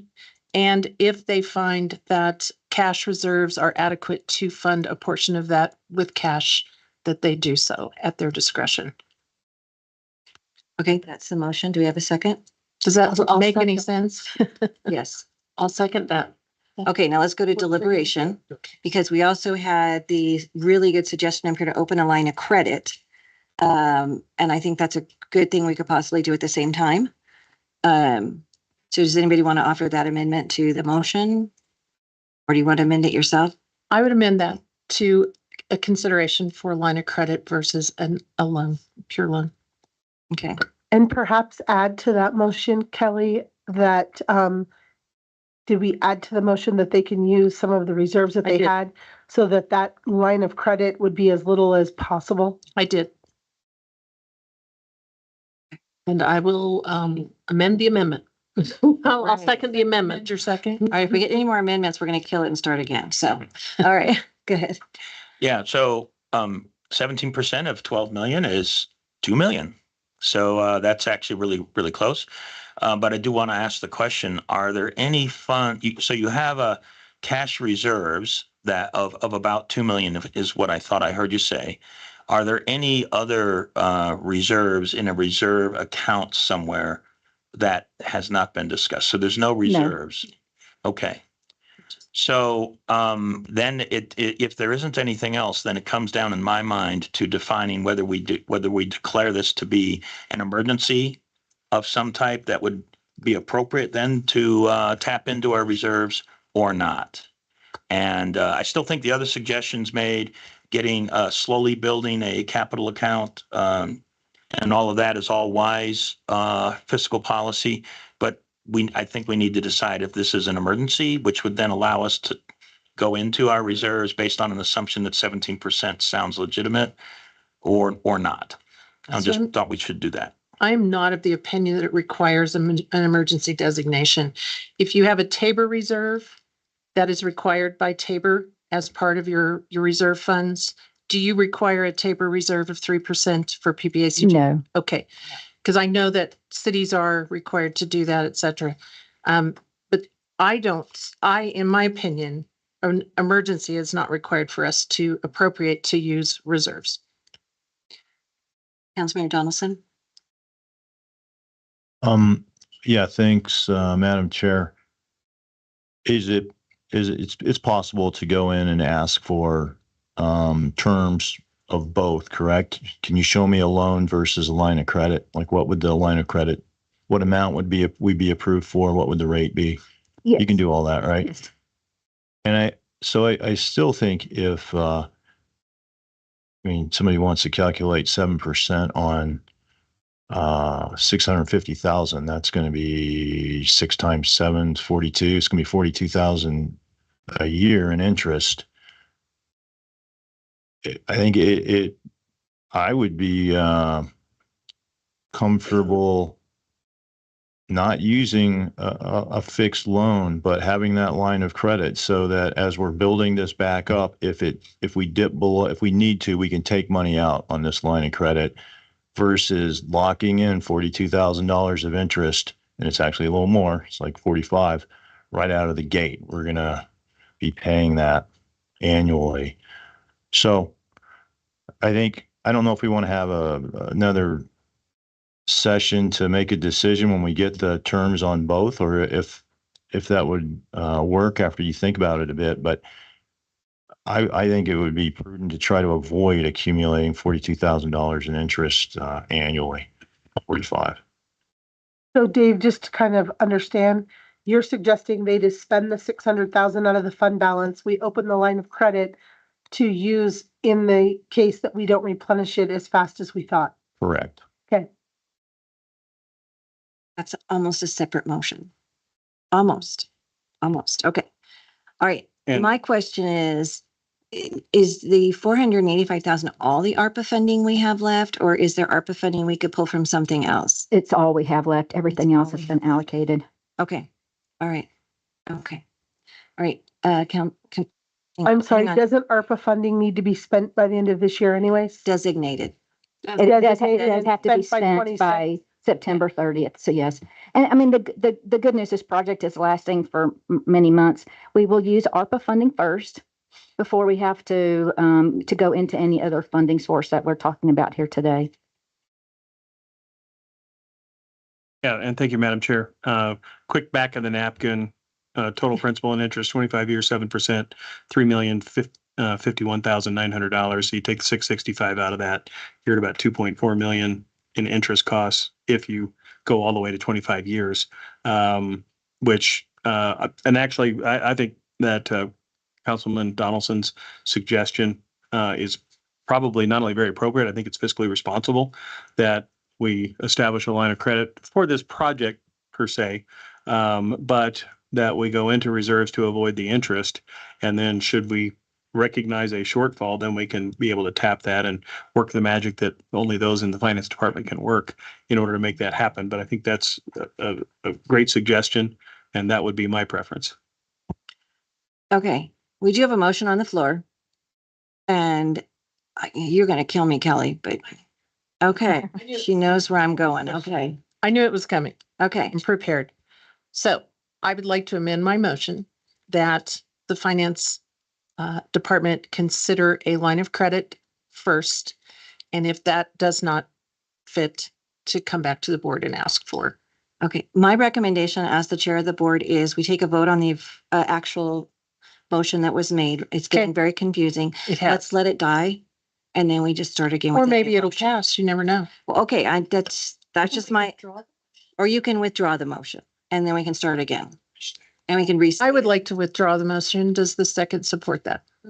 Okay. Okay, thank you. I'm just trying to make it a little bit easier and I get clearer you, rather Sharon. than amend the, okay.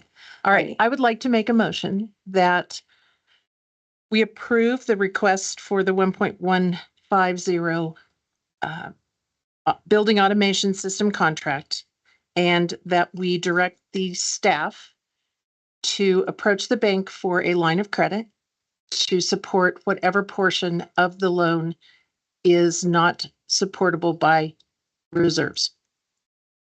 How's that? Was that simpler? Well, we've already approved the contract. Never mind. Okay. I'll try again. I would like to make a motion to approve the staff to approach the bank for a line of credit to finance that portion of the contract that is not supported by reserves. And if that doesn't work, that they come back to ask for. I would second. Thank you. Okay, we have a motion and a second. Is there any further deliberation on a line of credit? So we'll be taking some money out of the reserves and using the line of credit for wherever Carol's not comfortable with the everyday operation. That's Perfect. dipping down below. Is that correct? Yes. Okay, Andy? Okay, Dave? Yeah, I think maybe we just need to amend that motion a little bit because we don't want a line of credit for whatever we don't pay for by reserves, because the idea is we're going to pay for it all. We're going to pay the 650,000 flat, so we're not paying interest. We want a line of credit to cover that amount. So we want a line of credit for $650,000 in case, as you have mentioned, the fund balance starts to drop. We can go ahead and use our line of credit. If it never does, if we go down to 1.4, which is about what we'll do if we take that money out, and we never get close, and we can talk about or leave it to your discretion what that is, we'll never pay $1 for this thing. But if we do, you can use the amounts you need, 100,000, 200,000, whatever, and then we'll fill it back in. So we need to do it for $650,000 is what I'm trying to say. We need to have a motion to approve a line of credit or request it for 650. Well, that leaves us where we are today. at about $2 The million. loan she was requesting was 665. I'm going to withdraw my motion again. Eric, would you like to withdraw your second? Yes, that's fine. Are we Before going you for a make a record here? motion, Yeah. can I ask for a request? Yes. Can you be specific as to what reserve percentage you'd like for me to keep during all this? Because I know we threw out 17%, but I need to know that we're on the same page in that area So, too. Andy, you Okay. stated our budget is 12 million roughly. Yeah. roughly $12 million. And what's 17% of that? $2,040,000. Okay. Find out part of that. Madam Chair. Go ahead. So I don't want to speak for Councilman Donaldson, but I think what his intention is that essentially we have a safety valve, which is called a line of credit that allows us to dip into that 2 million reserves, and that would be somewhat depleted by potentially up to $600,000, but depending on the timing and the cash flow, let's just say, for example, the whole 665 comes out of the 2 million, we drop down to 1.4 or 1.36, whatever that number is that if cash flow begins to drop down to where now we're less than $1 million or something of that, is that there's a trigger which allows them to go access that line of credit.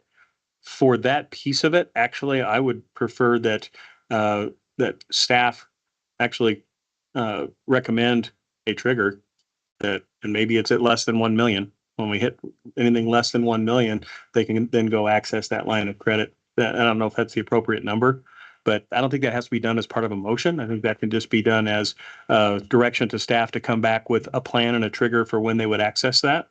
But I think that the idea of the motion to consider a line of credit for the full amount that may be needed, which is $665,000, to pursue that line of credit with the direction to staff that they come back with a plan of when they would plan to access that, understanding that balance could drop well below 2 million, but depending on cash flow, it may not be a concern, but when it becomes a concern, then you have a plan. A line of credit normally requires a pretty good amount of money with that application. They're not free. For most businesses, they're not free. You want a line of credit, you pay to open that line of credit. You pay the interest on. You pay on the once balance. you access it. Lot of businesses, you pay for the application, then you pay an amount when you access. Well, we have 2 million in the fund balance, so. No, I'm just saying though, that it just want to make sure people are aware of that there's that possible But amount of money. and the possibility is that we may not need to access that line of credit, therefore never take out interest on it. It's really, the line of credit would, as I'm understanding it, would be a safety net in case the fund balance didn't replace at the end of fiscal budget this year as they anticipated. May I ask one more Can I question? just clarify that? There's no way we're going to replenish the fund balance by the end of 2024 if we take $665,000 Okay. out. So can I ask just one more question about this fund balance? Typically from year to year, I understand that our fund balance has grown to $2 million, correct? Correct. But in years past, what's the comfortable amount you felt with the fund balance? Have we typically had about $1 million in the fund balance, correct? It's only this year that we've had $2 million in the fund balance. Haven't we been comfortable in years past with about $1 million in the fund balance, and that you are just feeling more comfortable because it's growing to the 2 million?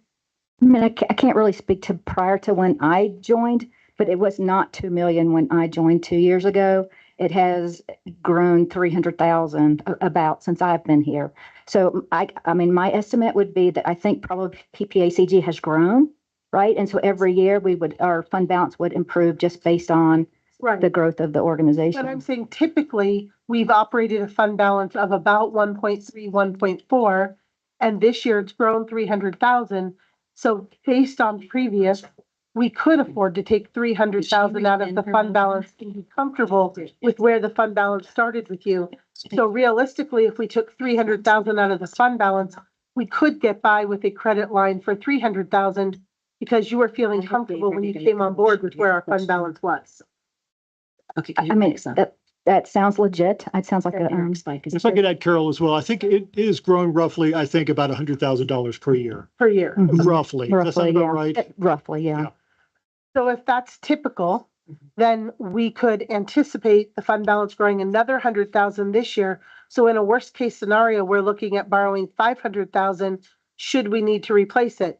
But we've felt comfortable in years past with a fund balance of 1.3 to 1.4. And if that's typical, then we really do have the 600,000 unless something else substantial comes up, in which case we could need the credit balance, the credit line. I mean, I agree. That what you're saying is exactly correct. I just want to reiterate, my concern is cash flow. We have grants that we pay out monthly, that we don't get paid fast, and that's my concern, which brings us back to the cash flow issue.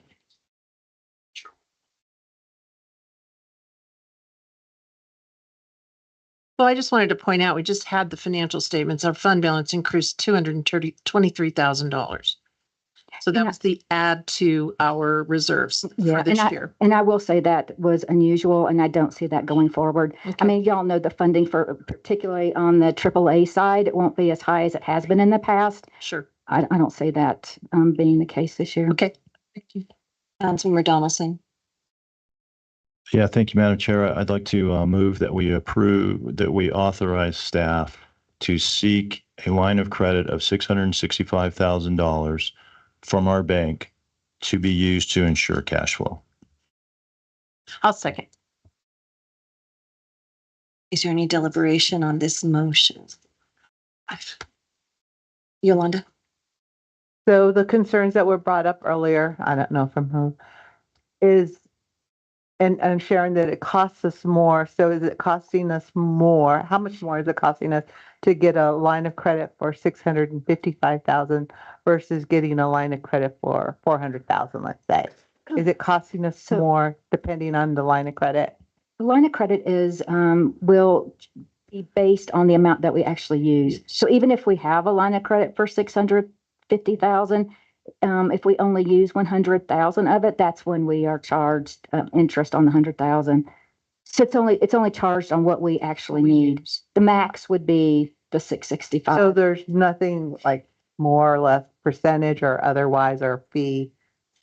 Okay. So I can't speak on the fees yet. I haven't looked into that, but I know interest would only be charged on the amount that we use. Okay. But okay. So we can find out if there's a fee that would be higher versus getting 400,000 versus 655,000. You know, this is why you guys get paid to do that. You know, this is like Right. way over my So head. your motion is up But it to- makes sense. I just wanted to know about that, but it does make sense that it doesn't cost us that much more to just be ready. Right, right. So your motion is for up to 600. Correct. My motion is to authorize staff to seek a line of credit of $665,000. If the bank looks at our assets and financials and says we can approve 500, then that's what we would take. But I would seek 665. That way, this contract, which we have already signed, won't increase cash flow, which is your concern. We'll be able to fix that if cash flow becomes a problem. And I expect there will be some kind of a processing fee or application fee, but it will be, vastly less than $45,000 the first year. It'll be 1,000 or a few hundred. Okay, we have a motion and a second on the floor. Can I just ask Dave one question? I apologize. Dave, did you want to leave your motion at a line of credit? Or do you want to open up your motion to whichever is more cost affordable, line of credit or loan based on cost, just line of credit? I say let's explore the line of credit first. Okay, and then we If can go find back. out that's not doable, then we'll revisit this. When is our payment due for the contract for the HVAC system? So we probably won't get the first invoice until mid-July. Okay. And again, we'll use ARPA funding first. Right. And then I don't see us having to draw anything other than ARPA probably till mid-August. Of course, that's just total guessing, but that's mine. So really all we're authorizing today is you explore this line of credit and bring back the information to us at the July meeting so that it can be on as an action item and not an information item. Well, good point, but that was the reason I kind of clarified at the beginning that we were seeking some action direction. Even though this was just an information item, we've got past practice, been able to take action on any item that's on the agenda. And my motion is to allow you to open the line of credit. I mean, And the second agrees with that. yeah. And we would report back regularly, but at the July meeting for sure, as far as what the final terms look like and, what the line of credit's going to look like. And it'll be a part of the financials that you'll receive monthly too. Madam Chair. Yes. Thank you, Madam Chair. I think not part of the motion again, but I think then direction to staff is obviously the intent is to draw down reserves to avoid interest with that, with the line of credit being that safety net for that. But then secondarily, I think is since that is the intent is to draw down the balance fund or the fund balance, excuse me, is then for perhaps staff to come back with a 5 to 7 year plan to rebuild back to 17.5% or whatever you feel is the appropriate target for that, for that fund balance. Councilmember Williams, Commissioner Williams. Yeah, I have one more question before we vote on the motion. Then you come back to our next meeting to discuss, what the line of credit was, the terms were, those kind of things. And then we authorize at the next meeting whether or not we're going to pay for this building upgrade from the line of credit or from the reserve. Or are we going to authorize today to just pay for it from the reserve? If I could, the idea with taking out the line of credit is so that we don't have to pay interest and use someone else's money. We can use our own reserve fund and only dip into the line of credit if we cross a certain threshold, if that is 1 million or 500,000. And perhaps when we meet next month, you can give us your recommendation on that. We would recommend using the line of credit if we go below 600,000, 700,000, whatever that is. I think today what we need to do is give you instruction to go ahead and apply for and take out the line of credit. And then that's what my motion tries to do. And that's what the second supports as well. Can I add to that answer? Is regardless if we get the line of credit or not, this is coming out of our fund balance. Okay, got it. That's what I needed to get in my head. And I just to add, I hope that you see that this is about being fiscally responsible, not about being argumentative. I absolutely love that you're trying to increase our fund balance, But sometimes when we get more and more and more, it makes us kind of hold on to it a little too tightly and pay interest that we don't need to pay. And so we fully support what you're doing for us. We appreciate that. We're just trying to be the best fiscal stewards. No, I appreciate that, and I appreciate the conversation. I think it's a good conversation that we've had on a lot of different lanes, and good to know about changing our financial policies, which we didn't have when you even arrived here. So thank you very much. Yeah. So, all right. Is it as clear as mud? Did we vote? No, I didn't vote. I Okay. just want to make sure.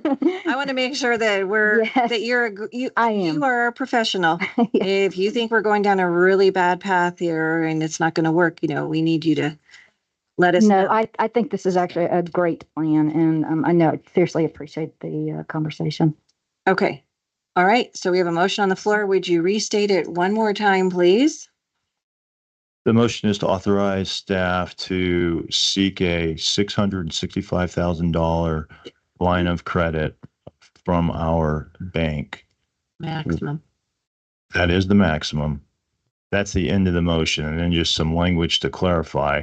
We would use our fund balance first. We would never touch this line of credit unless we cross a threshold, which we will define at our next meeting. What, on your recommendation, what level should that be when we touch this line of credit? And we can put some other safety measures in too, with the approval of the executive director and the chair, something like that. I'll second that. Or do we It already was have a already second, seconded Kelly? by Mayor Case. Yeah. Mhm. Okay.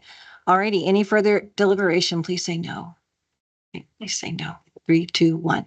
All right. All in favor, say aye. Aye. Any opposed? And Madam Chair, I wish our students were still here because I know. this is how the sausage is made. I know. I was like, they left at the good part. Jared, my screen is off. Thanks, y'all. Thank you. Okay. Thank you very much. All righty. Okay.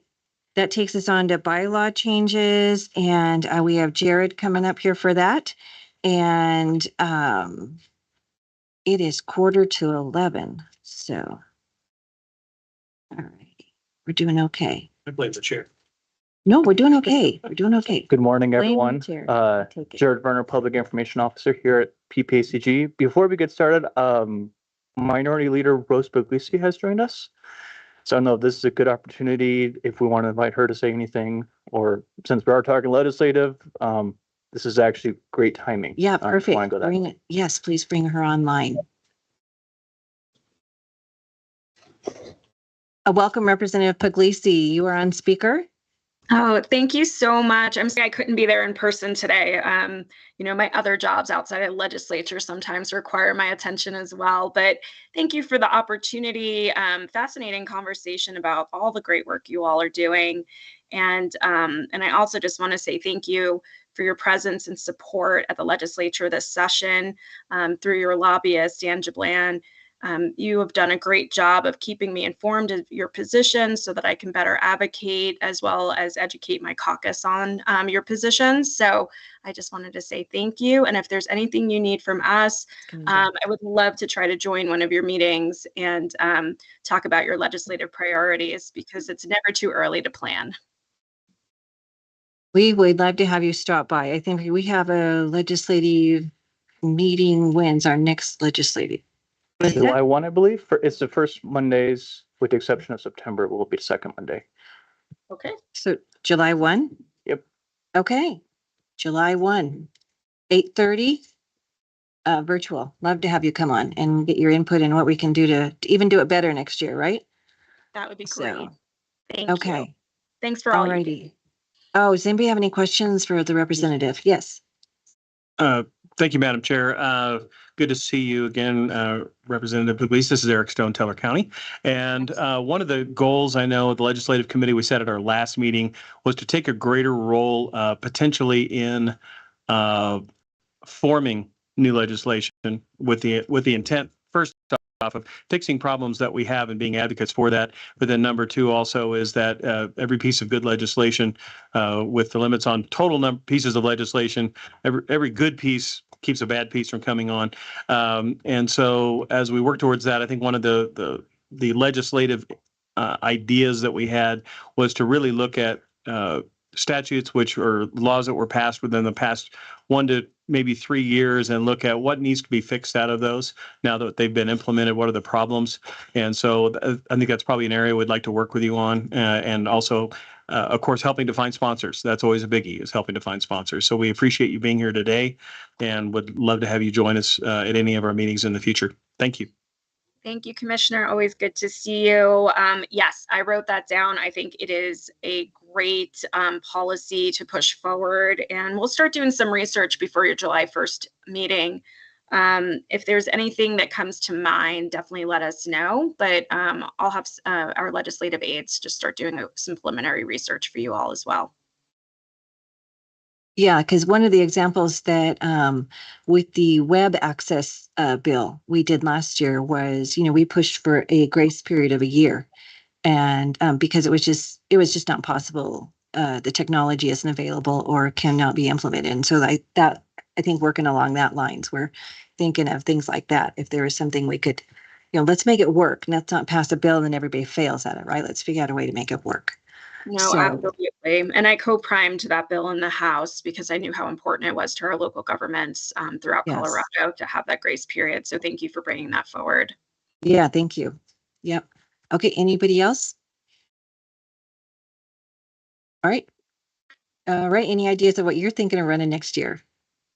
I am a blank slate right now, I'll be honest. I think there is definitely some ballot measures that if they pass will require implementing legislation to make sure we do it right. Ranked choice voting comes to mind. I've committed to helping if that were to pass, to making it work for our county clerks, which I think is really important to a lot of you. And then the property tax is going to be a continuing conversation. And so depending on how those ballot measures fare, there may be some additional legislation that might be needed. So those are in the back of my head, but I have, I'm a blank slate on my 5 bills, but anything that helps local government is obviously a priority for me. So if you all have needs, please do bring them forward.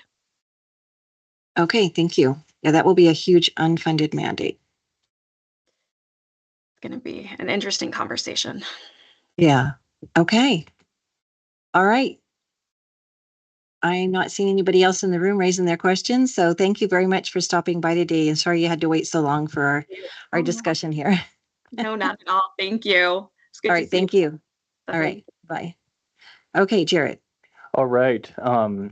So this is obviously not an action item, and we are looking for guidance and discussion. So at the last legislative committee meeting last Monday, the topic of discussion in that committee meeting was how to be able to respond more quickly, especially as we get to the end of the session. Our current practice is, if there's any member who objects to the position of the committee in between board meetings, we have to call a special meeting in order for the board to adopt that position. And there was discussion about how to, if we want to change this, what would it look like? And that's what I've outlined in this memo. Committee members who are in the call, feel free to jump in. But this would involve changing the bylaws for the legislative committee specifically, that the board would delegate to the legislative committee the authority to take positions in the draft language for legislative amendments in between meetings. This would allow the PPACG lobbyists and staff to move forward, especially as legislation moves quickly.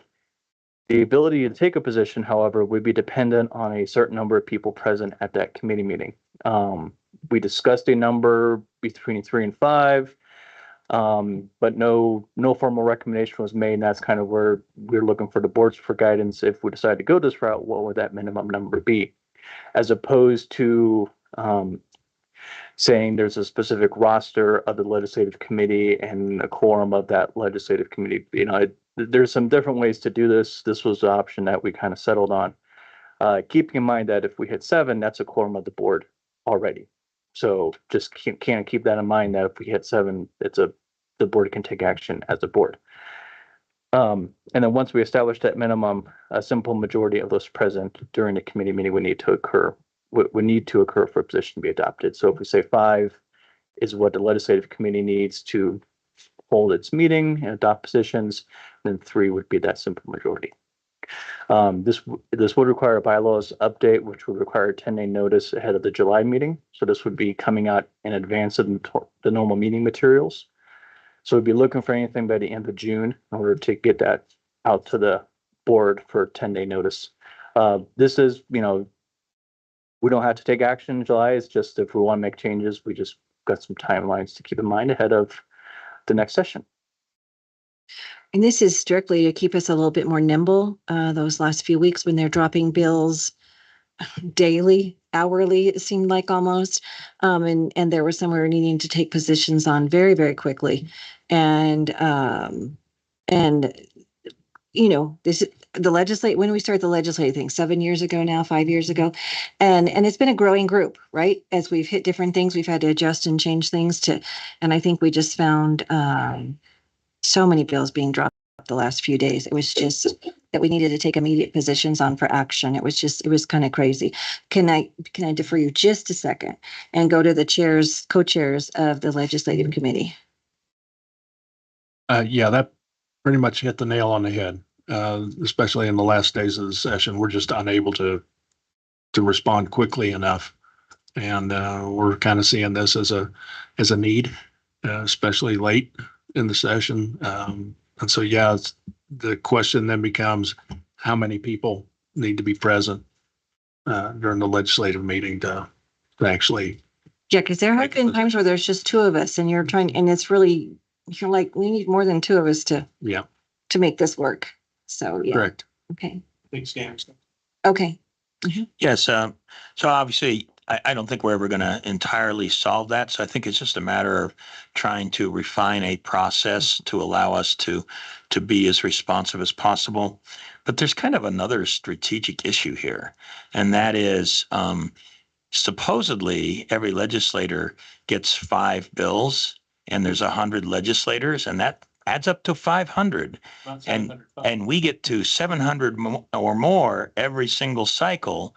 So I'm going to make the point that maybe another strategic approach that PPACG could take is to actually find legislators that might be willing to support proposed legislation that's important to us.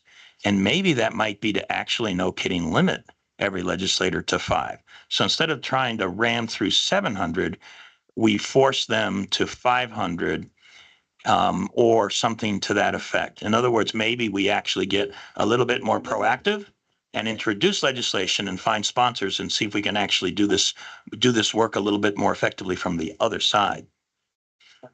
Yeah. Yeah, great point. And as Commissioner Williams said, if we understood you correctly, you'd like to limit each legislator to 1 bill. That is an even better idea, but yes. But with that being said, and not to repeat what everybody said, but I think what happened to us is that we were at times put into a position of paralysis.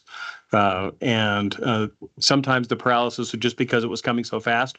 Other times the paralysis was enhanced because, and rightly so, because it's within our rules, within our bylaws, is that if any single member of the board objected to the position of the committee, is that we then had to call a special meeting, which requires public posting, requires the organization of that, and with all of our schedules, obviously very difficult to do so. But we were successful in getting those special meetings called, but we were oftentimes delayed by as much as 4 or 5 days. And as we've experienced in the last 2 legislative sessions, they can pass a bill if they want to in 3 days. So our lobbyist said, I need direction.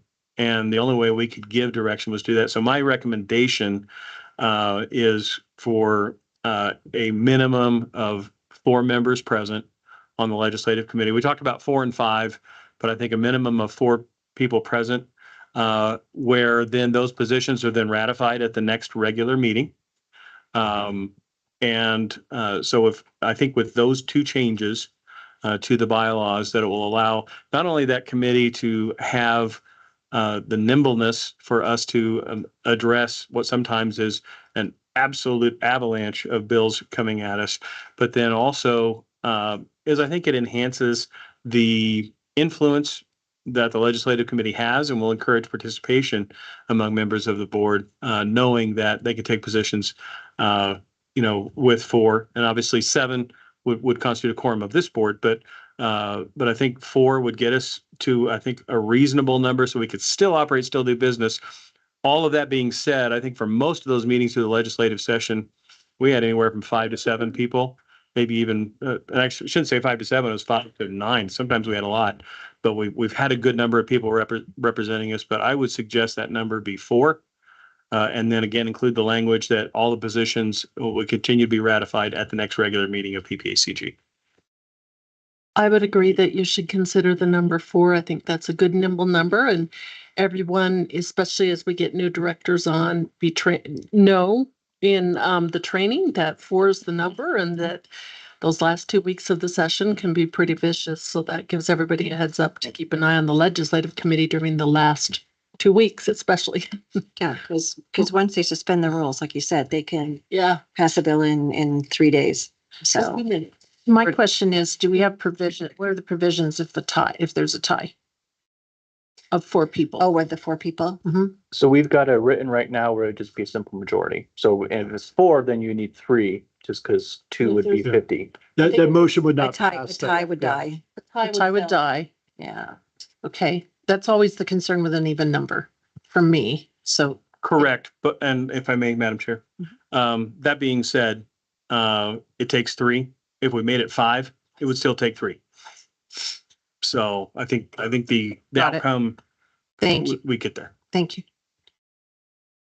Madam Chair, if I can mention one more thing about the pace of everything at the last couple of weeks of the session. One thing we talked about, not sure if Jared, if you brought this up, we talked about scheduling a meeting every day of the legislative committee the last 2 weeks of the session, and we'll cancel it if it's not needed, but it's on your calendars if we do need to act quickly on that day and hopefully get a quorum of 4 or whatever the final number is of the legislative committee. But we thought that was another way to really add some nimbleness and make sure that we're even more relevant at those last days of the session. Right, because we were trying 2 days a week and they Yeah. were still could get it introduced Monday evening and be done before we were meeting on Thursday. So, all right.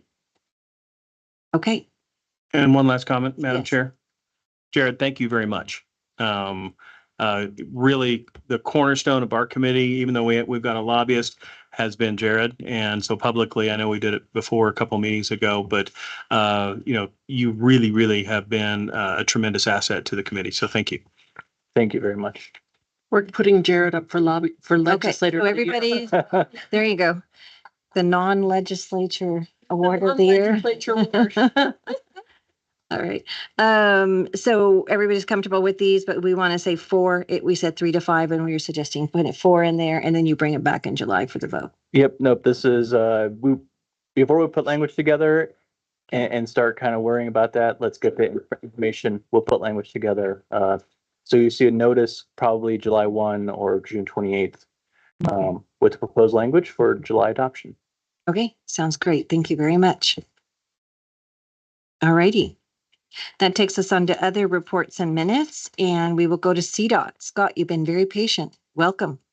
I appreciate it. So I've got a number of projects here to go through for CDOT, and John and Shane weren't able to make it today, otherwise they would be here.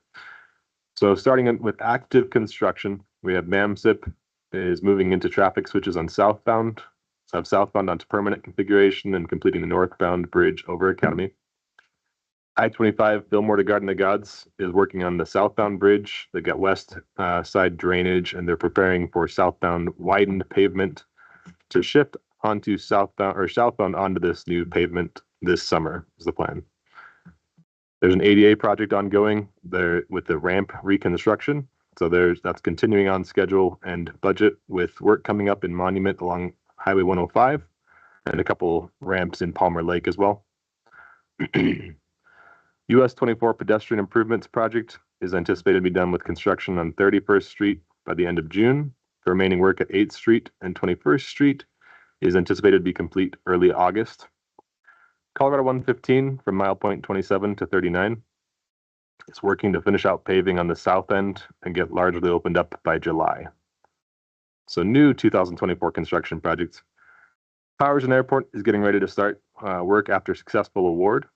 utility relocations are underway. And thank you to Peterson and the city of Colorado Springs and all other stakeholders for the coordination in getting this project to construction. It's been a process, but thank you. Baptist and Terrazzo roundabout up in Monument. There was an open house to be held yesterday, June 11th at the Chamber of Commerce. Initial construction has begun and they're working on construction phasing currently. I-25 resurfacing midway, so mile point 119 to 124. Night work is ongoing. Currently it's guardrail and other minor work, but paving is planned to start in July as night work. US 24G, that's the eastern portion of US 24, east of Falcon through Peyton. Resurfacing is starting in June. Woodland Park traffic signals, all underground work has been completed, but the project has been shut down currently until the traffic signal poles arrive, and then work will proceed to install those poles. US 85 and Carson intersection improvements. The continuous northbound green T is under advertisement currently. As far as other near-term and future projects, Colorado 115 Nelson to Brookside resurfacing is planned for re-advertisement this late fall this year.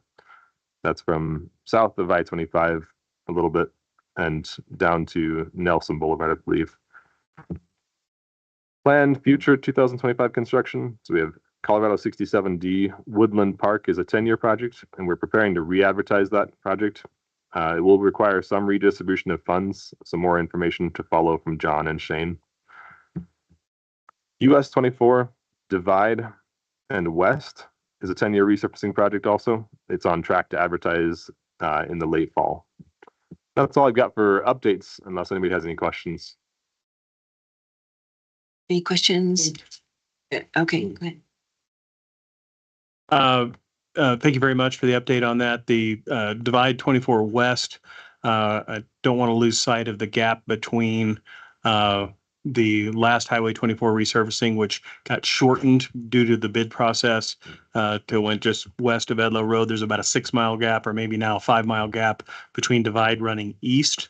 And I don't know if there's a way to incorporate that into the Divide West resurfacing, but I don't want it to get off the radar because, that was part of the original bid. It was already up 3 years ago for replacement. And I know you guys are doing the best you can to patch those holes, and we appreciate that. But I don't want that gap to get lost as part of the resurfacing conversation.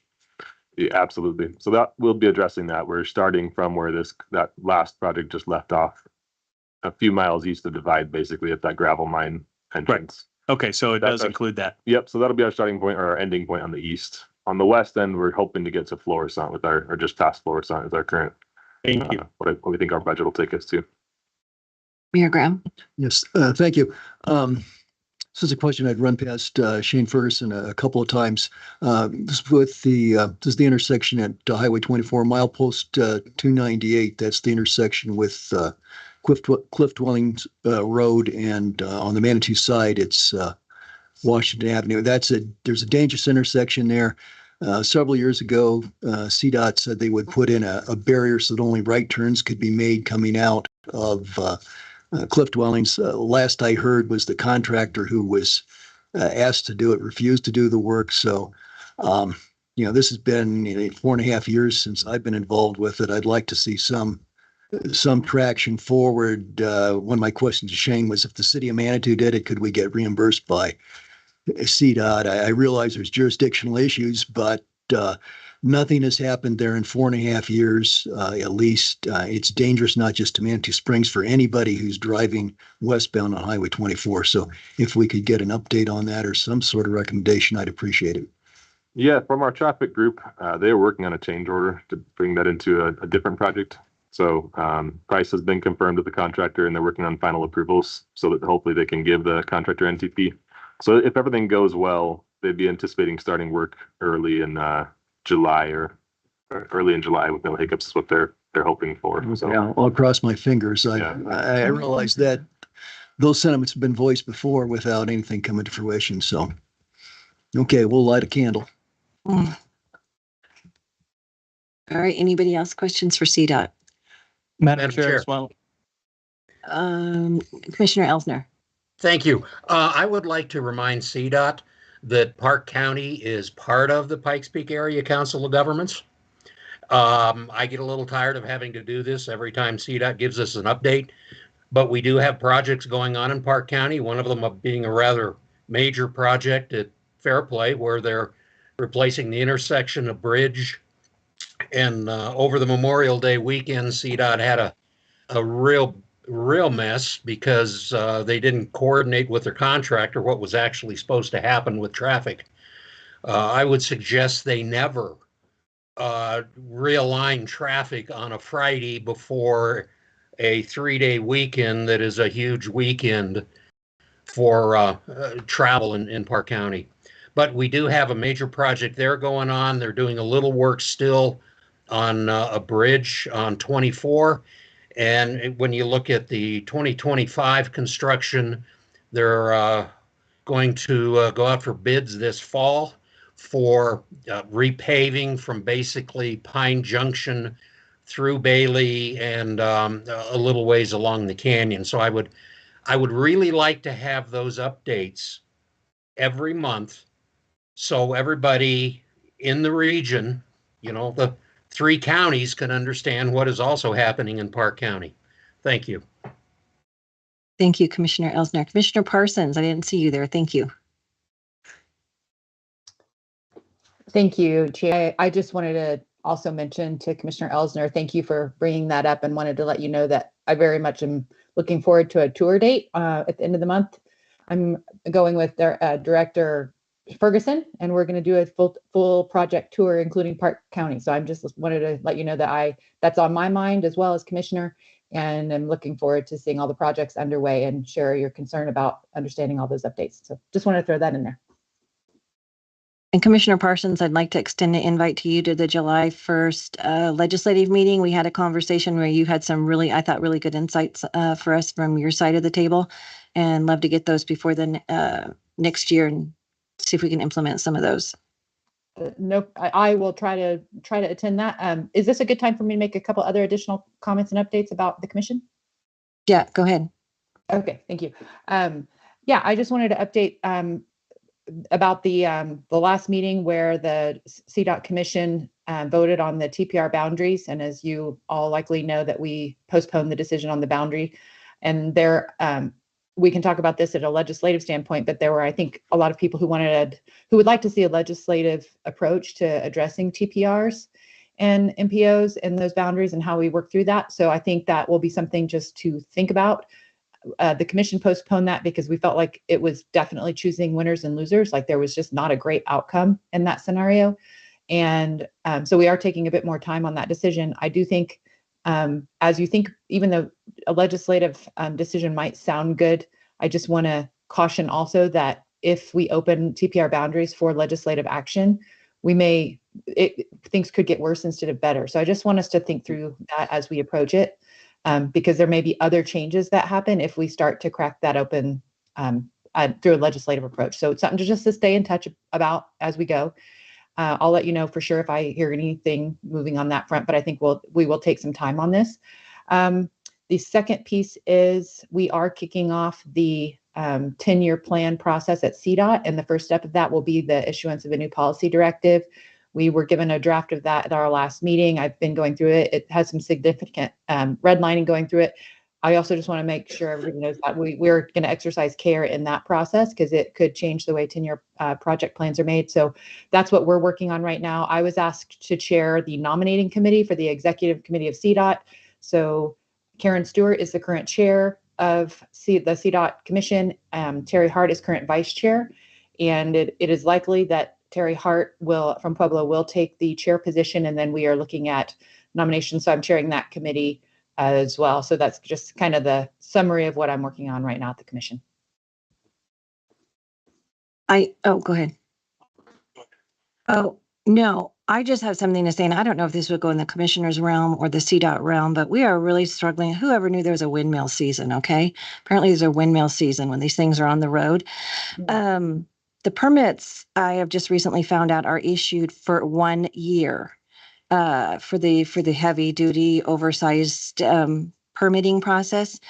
we're finding that the problem is the permits that were issued over a year ago have the construction projects like redlined areas where they weren't supposed to go from a year ago.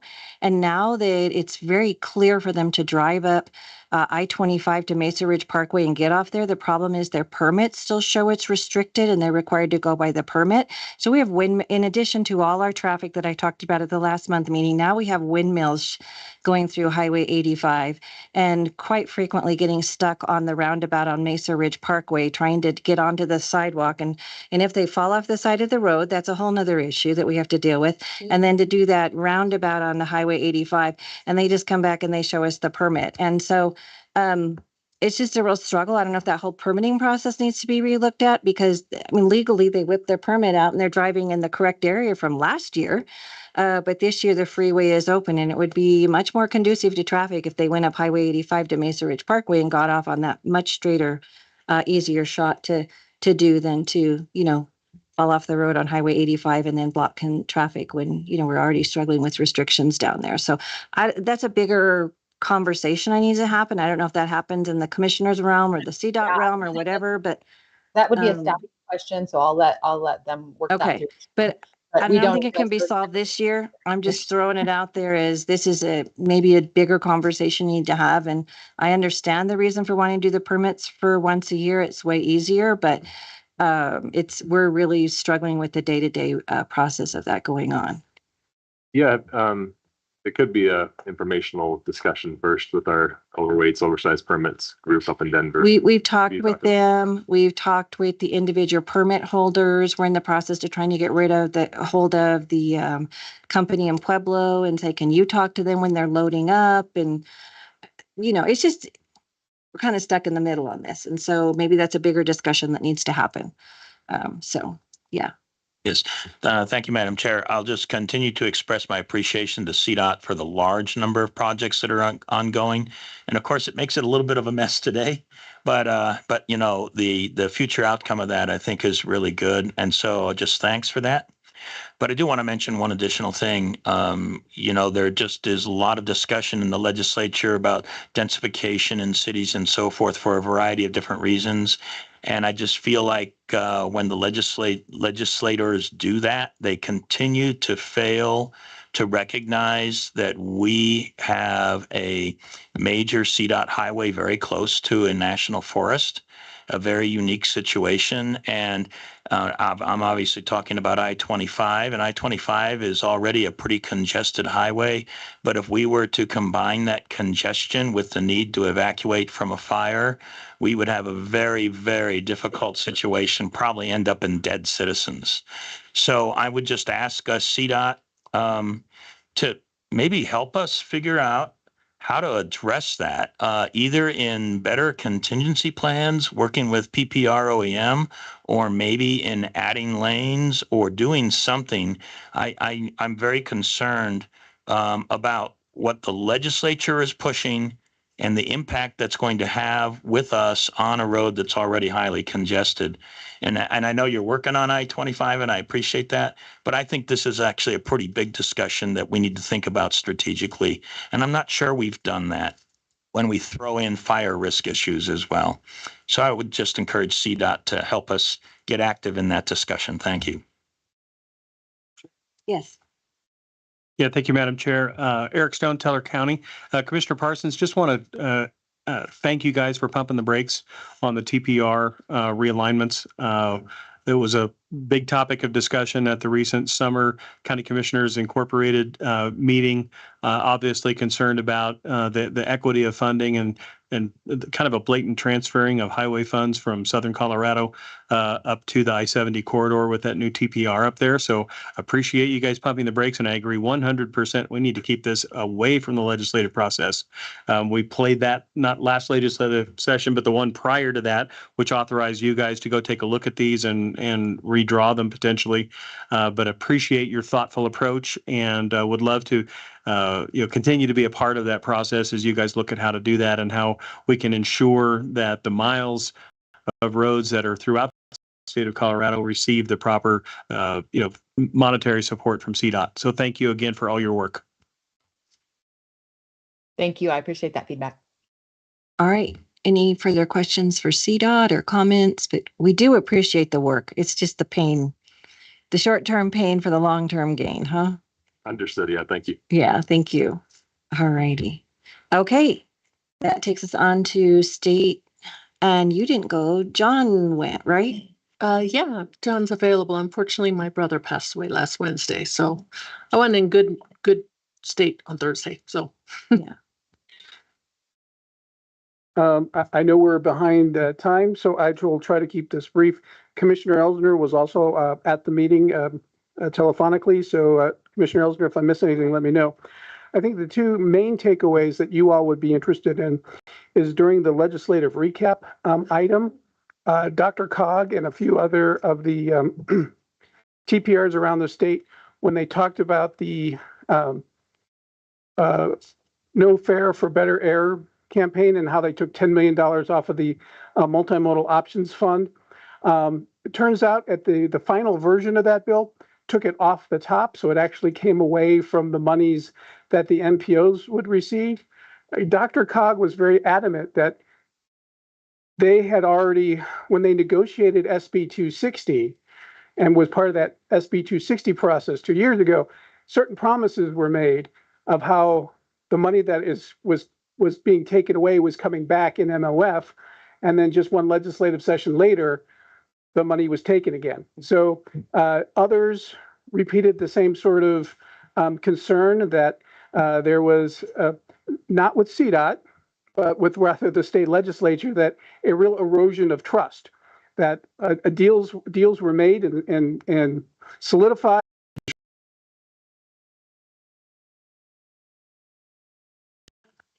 It is Centennial Hall. I mean, Yes. we're not in that room. I thought there was another room. No, I we're have in to the, sit up there. well, on the floor, not on the dais, I believe. That's what but okay. More details to come. Okay, I was like, yeah, and Yeah. Commissioner Vanderwerf's hosting that meeting because I'm out of the country. Okay. Good, So thank you. I didn't tell you that. Sorry, Stan. I hope you're in the country. Thanks for letting me know, Commissioner. No, we're gonna make sure there's enough mics on the floor and some people may have to sit closer than they like if they sit on the dais, and all of you get to sit in the comfy chairs, the ones who are staff from CDOT and stuff like that. Yeah. I thought we had like a big conference room when we went over there. Not that room. No, sorry. Centennial Hall. Okay, and bring Yes. your parking stub in, right? Yes, we'll get information out about the parking situation and where to park and how we're going to handle all that. So no worries, we've got a plan that's coming together. So really appreciate the county taking us in when we needed a space to meet next month. Right. With regard to parking, though, because of that parking structure, there will be plenty of parking in the parking structure. So I don't know what the plan is, probably to let people park in there for free for the meeting would be my guess, but I don't know. But there's plenty of parking in the structure, so you don't need to park on the street and pay the parking fee for that. Yeah, don't pay the city. Come in and we will validate your parking. We'll make sure that we have staff there to do it. Dan, if you start getting phone calls today, I've literally just fielded 200. The prescribed burn did start today. Monument and Palmer Lake are not on fire. It's controlled. So literally the world's gone mad and people are freaking out. Yeah. Well, what's your population at Palmer Lake? Yeah. Well, here's the thing is that they're burning 1,800 acres. Right. But it's completely controlled. They've been advertising it for a week, but people couldn't read those, but my phone's blowing up. We get the same thing when Fort Carson does. So they are burning within 60 feet of homes. So when you get calls, it's fully controlled. There's 2,000 firefighters out there, but the snow, Stan will probably get the calls today. Yeah, we get them too. West Creek and all Yeah. those areas west of you. Okay, Andy? And just to end on a more positive note, sorry to hear about the phone calls and the emails, but I just want to thank the board and everybody for your support. I had to step back a month ago for a couple of weeks to take care of a health issue, but doing fine and on the full road to recovery. But appreciate all your support and well wishes. Really, it meant a lot to me. But also want to publicly thank Carol. She kind of kept things running within PPACG while I stepped back and did an awesome job. And also really want to thank Cheryl and Sherry. They made sure I was well fed and wasn't going to starve to death. They kept food and meals coming. So it was a great team effort to help us all get on the road to recovery. But thank you for that. That's all I've got. Great. All right, member entity announcements. Raise your hand. Okay. Yeah, just a quick reminder, El Paso County Fair from 13 to 20 July. And I appreciate Glant's comments about the prescribed burn. Let us just hope that that stays completely, totally under control. Otherwise, it'll be some other kind of problem. But if it stays under control and they complete the burn, that'll be very, very helpful for fire risk reduction. Yeah. All right. Commissioner, I've done it again. Kelly. It's okay. It rhymes with case and Kelly. I just wanted to share with everyone that the old-fashioned 4th of July in Memorial Park and Woodland Park will now be followed up by the Symphony Above the Clouds from the Pass Symphony Guild. Used to be the Philharmonic Orchestra. They don't play outside anymore. So it will be our local Woodland Park Wind Symphony playing. We do have a band that's opening for us. It's from 5 till about 9:30. If any of you, I know Colorado Springs kind of hogs all the pyromaniacs, but we have been looking for a pyrotechnician to do fireworks. We can buy fireworks all day long. You just cannot find a pyro that's not engaged anymore. So if any one of you would like to give up a pyro. I think she means a professional, I need everybody. a professional pyro. I think she means a I professional. think we're all company. amateurs, but I hear there's a lot of pyrotechnicians in Bell. You need one. Yeah, I'll send you our fireworks gun. Will you? Yeah. For the 4th of July? We're not having fireworks this year. Oh, perfect, Glant. Thank you so much. Would you do that today? Yeah, I'll text you. In the middle of phone calls and everything? That'd be Yeah. awesome. Thank you. Anyway, inviting all of you to come up. It's just a fabulous day. And the concert will be in Memorial Park instead of at the middle school now, saving probably around $30,000 to $35,000 in moving it to the 4th. So that's all I have. Thank you. All right. Thank you. Mayor Havenard, your mic is on. Did you have something to announce? Well, we are not having fireworks this year in Palmer Lake. Committee wasn't put together in enough time to put together an event for 20,000 people in 50 days. So we're hoping the fireworks committee will come back bigger than ever for next year, bigger and better. But I do have the pyrotechnic company that I'll send to Kelly. We are in the midst of a controlled burn, and I know that both Mitch and I have been invited to go into the burn tomorrow and take some pictures from inside. I've never seen that, so that should be interesting. And just summer plans, and I'm taking my sweet little baby to Indoc next week, and this mama's gonna need some help. Okay. Yes. Thank you, Madam Chair. I know that also the Ataman Club has licensed pyrotechnic specialists specifically for 4th of July fireworks and also for New Year's Eve fireworks. So Ataman Club might also be another resource to find somebody that has the proper licensure to do it, because you got to have a license to do it. And you know what I would love to see, Kelly? I'll call you later, but I'd sure love to see your safety plan. I mean, I know what they cost because they had already ordered them for us, but I'd sure love to see your safety plan of how you guys are handling it. You guys are a little bit bigger than us, but we're really vacillating and coming up with a new security and safety plan with run road in and out to get people in and out safely. Last year, there were so many people in town that had there been an actual emergency call at a household, an ambulance couldn't have gotten in. Thank you. We don't have that kind of response, but I will be glad to get that information for you. We work very closely with our fire department. Okay. Certainly. Thank you. Jeff? Okay, City of Cripple Creek this weekend for Father's Day, we have a Mustang rally. So the streets are, Bennett Avenue's closed with about 300 Mustangs. It's an event that was Are you talking about horses or cars? Oh, cars. Yep. Okay, Good thank point. The donkeys are four-legged Mustangs. So that event is Friday and Saturday in Cripple Creek. And then our Donkey Derby Days was changed from August to June. So that'll be June 28th and through the 30th. So it's gone back to a 3-day event. The race will be down Bennett Avenue again. It's kind of going back to the traditional footprint and activities. So come on up for that event. So that's in Cripple Creek. Councilmember Donaldson?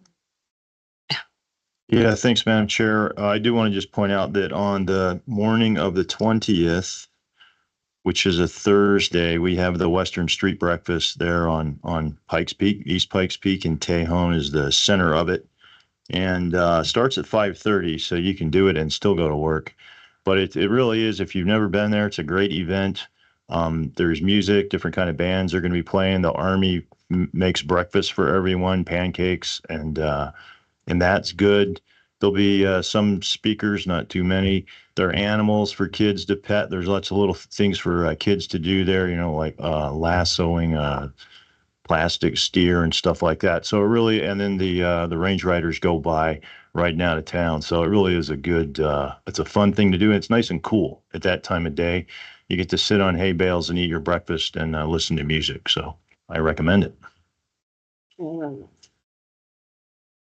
Yeah, mine's really quick. Elections matter. Your ballots are should be in your mailbox, and be sure to turn them in a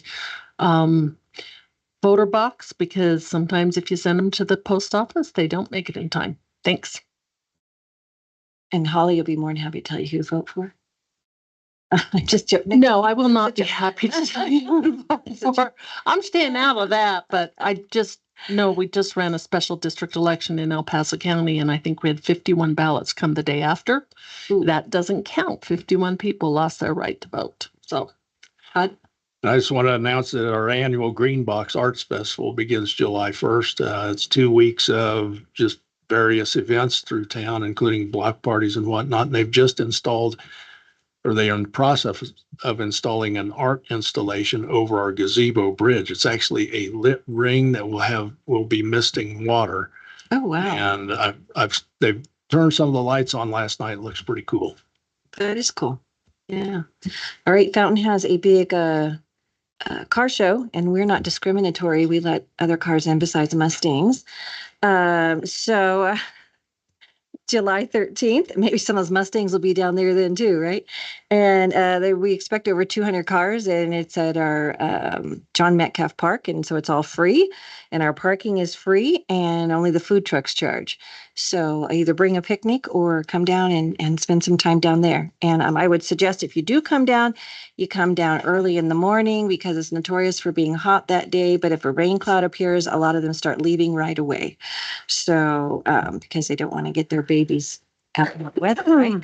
So lots of stuff going on. Man, Andy, maybe we should do a collection and send an email out. Send your information to Andy about the stuff, and he can get it out to us, because lots of stuff going on and little changes going on. Like, I didn't know you guys had changed the park up in Woodland Park, because we've always gone to the middle school for it. So, all right.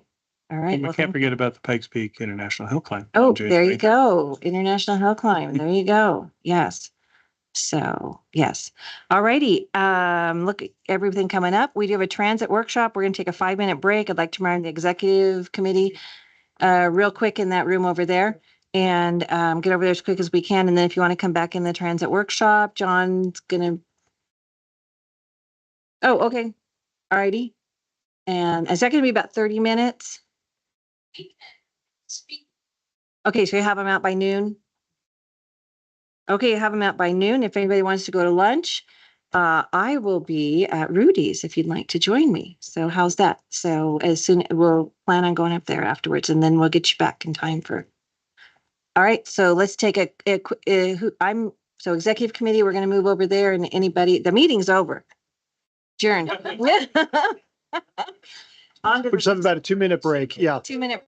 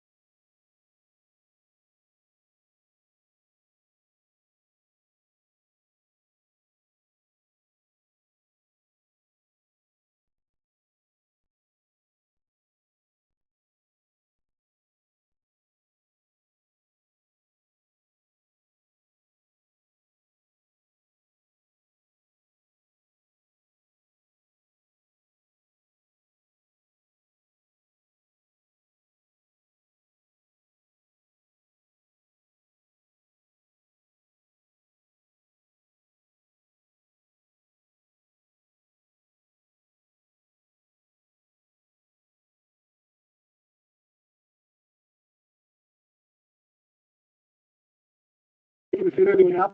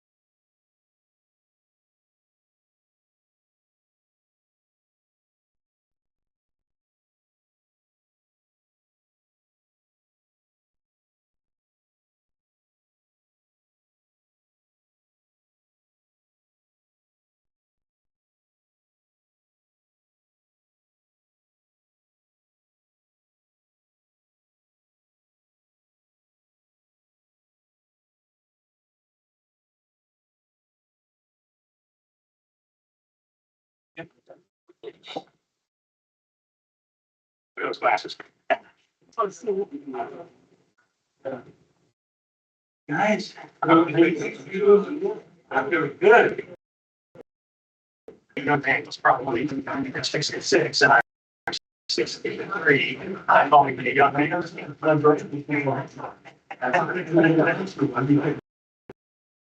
They have a 3-year difference as well. Yeah, see, the final version of that. Well, you know, you might bet the younger one and the one.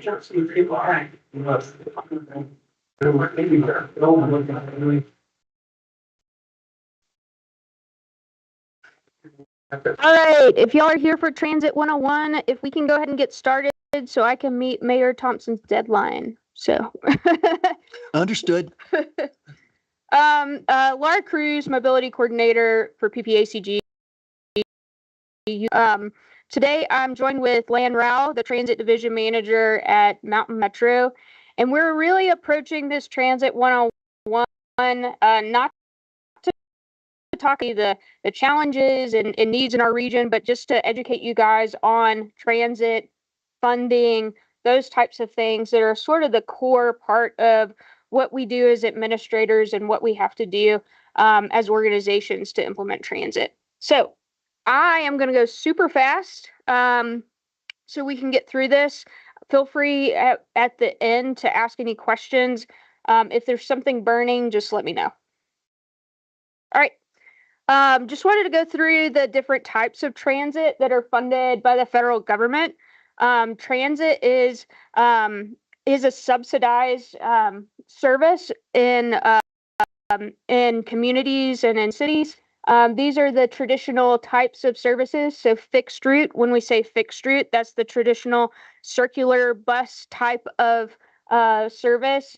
ADA complementary transit, that is a requirement of the federal government to provide paratransit services for individuals who have disabilities within a quarter-mile radius of a fixed route. Van pool programs, which are typically operated by MPOs or by the transit agencies, these are programs that sort of employee transportation. So kind of think about an employee type of program of a carpool, where the MPO or the transit agency provides the vehicle for folks to come together and then drive to their employment opportunities. And then we have human service transportation. That's something that pertains to transporting individuals with disabilities and seniors outside of the realm of services provided by complementary paratransit. And then one of the things that we don't really talk about a lot in these settings, because we PPACG we don't have a direct connection to this, but federal government subsidizes air travel and airport services. So we think that they're self-sustaining, and really the reality of it is they're not. This is kind of a hierarchy of services when it comes to transit. These are things that we will be talking more in depth about during our sessions on the specialized transit plan and the regional transit plan that we will be bringing to the board here in a couple of months. But these are kind of a hierarchy of what types of transit are being utilized in cities and municipalities across the nation. Federal funding, this is kind of the part that I really want to get across. So federal funding for transit typically comes through the Federal Transit Administration. We have what we call formula funds. So essentially, the funding comes from the DOT down to FTA, then FTA allocates that funding through a formula to urbanized areas and rural, and I can't ever say that right. I'm from Tennessee, and small urbanized areas. So it trickles down to our agencies here locally. So one of those formula programs is 5310. This is something that you guys should be familiar with because PPACG administers this program, and it's for transporting seniors and individuals with disabilities. Just to let you guys know, I just broke this down in a sense of who administers the program in our 3-county region, and then what are those match requirements, so that it gives you a perspective of what municipalities have to come up with locally, and then also a perspective of what from the 5310 side, what our nonprofit agencies have to come up with to access these funds. So essentially, in an organized area, PPACG is the recipient of these funds. Anywhere outside of that, CDOT is the recipient of these funds, and they distribute those to transit agencies in our region. Currently, there is no 5310 funds administered by CDOT that is being distributed to our region. Just a note, match requirements kind of a little bit across the board as we're talking through these, 20% for capital and then 50% for operating. So if you think about a nonprofit agency in our rural communities that's implementing these programs, they have to come up with 50% of their operating costs.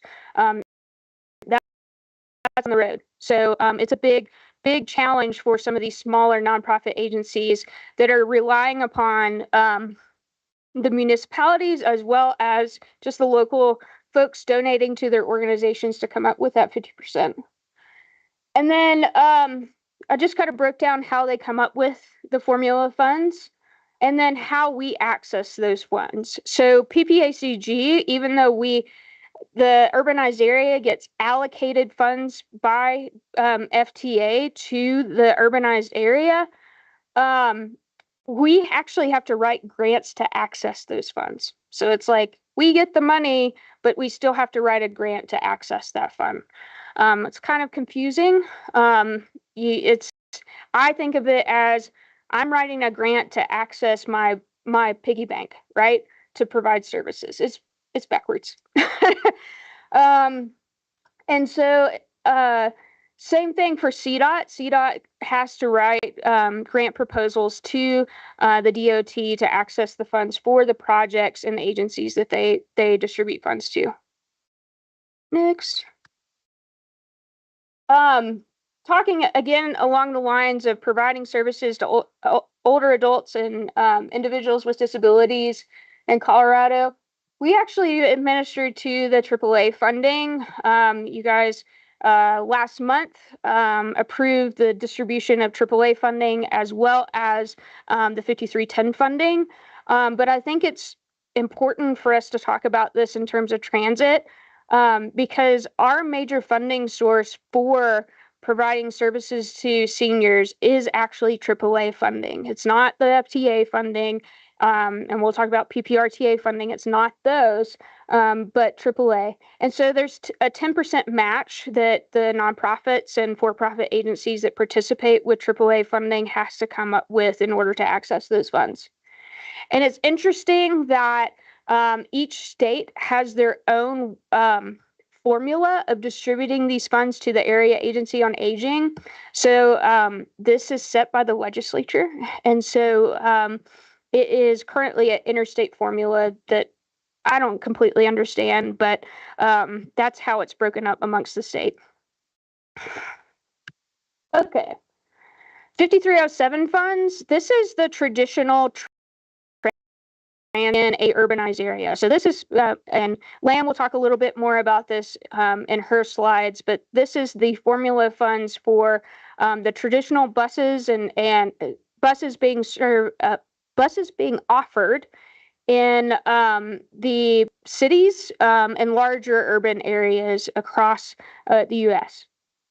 Similar match requirements for 5307. There is some caveats to it, but for the most part, it's the same match requirements as the 5310 recipients. And moving along.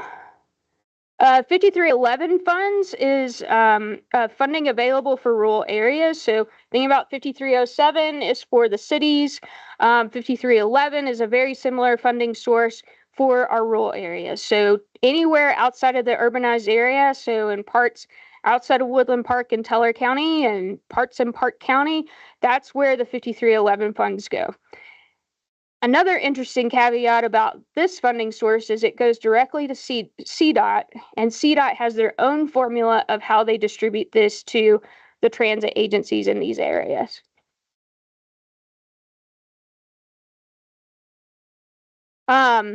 There's an interesting funding source called 5339. This is funding directly for bus and bus facilities.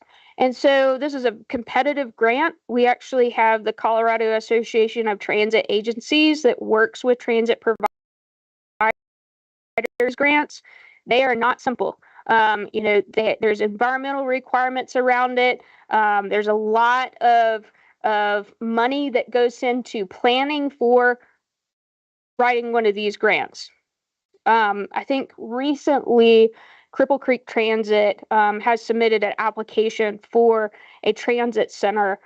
This is a 5339 grant.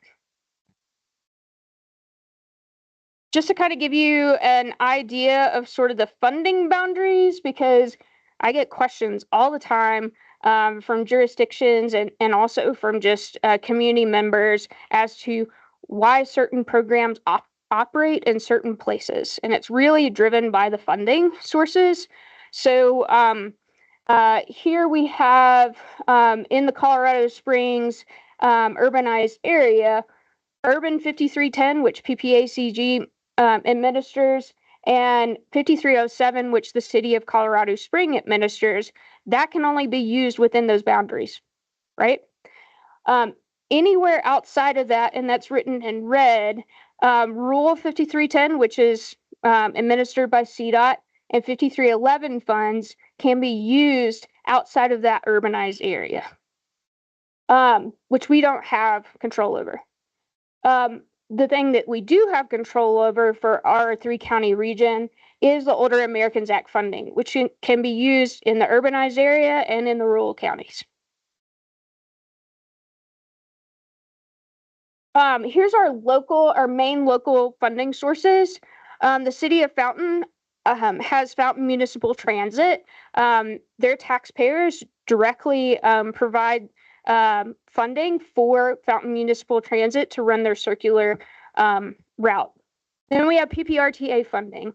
So many of our jurisdictions participate in PPRTA, and 10% of the PPRTA tax revenue goes to transit. That's been a part of PPRTA, I think, since the beginning of its inception for the most part. And so that funding goes to the city of Colorado Springs, Mountain Metropolitan Transit, and then it's utilized to help with match requirements that we talked about earlier for services. Also, there's a small part of PPRTA funding that comes to PPACG to provide funding to our specialized transit providers and kind of supplement that funding that comes through 5310. But that goes through Mountain Metro to PPACG.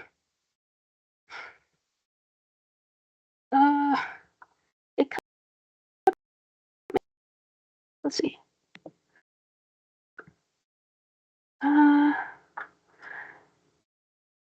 This is one slide, if I can. We can just wait. Yeah, it is. It hit itself. I'm not sure why it hit itself. What's going on here?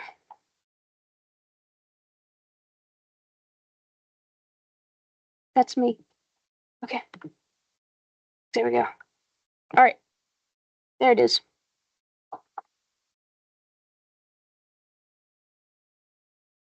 So Lan's going to talk a little bit more about sort of the breakdown of funding for our traditional transit and paratransit services with Mountain Metro. But here's the breakdown of funding for transportation for seniors and individuals with disabilities that we administer. And so the colors are a little hard to read, but wait. You threw it away. Okay. Over 65% of our transit funding for specialized transit actually comes from AAA funding. So that's where I said AAA plays a key part in funding our services for seniors in our region. 5310 is that darker blue area. That is about 39% of our transportation. I might be doing math wrong. That is wrong. I lost my plate. No, you don't have to get it.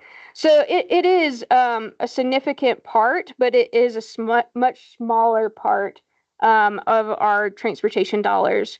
And then lastly, the green in the pie chart is PPRTA funding. That's about 7% of our funding available for transporting seniors and individuals with disabilities.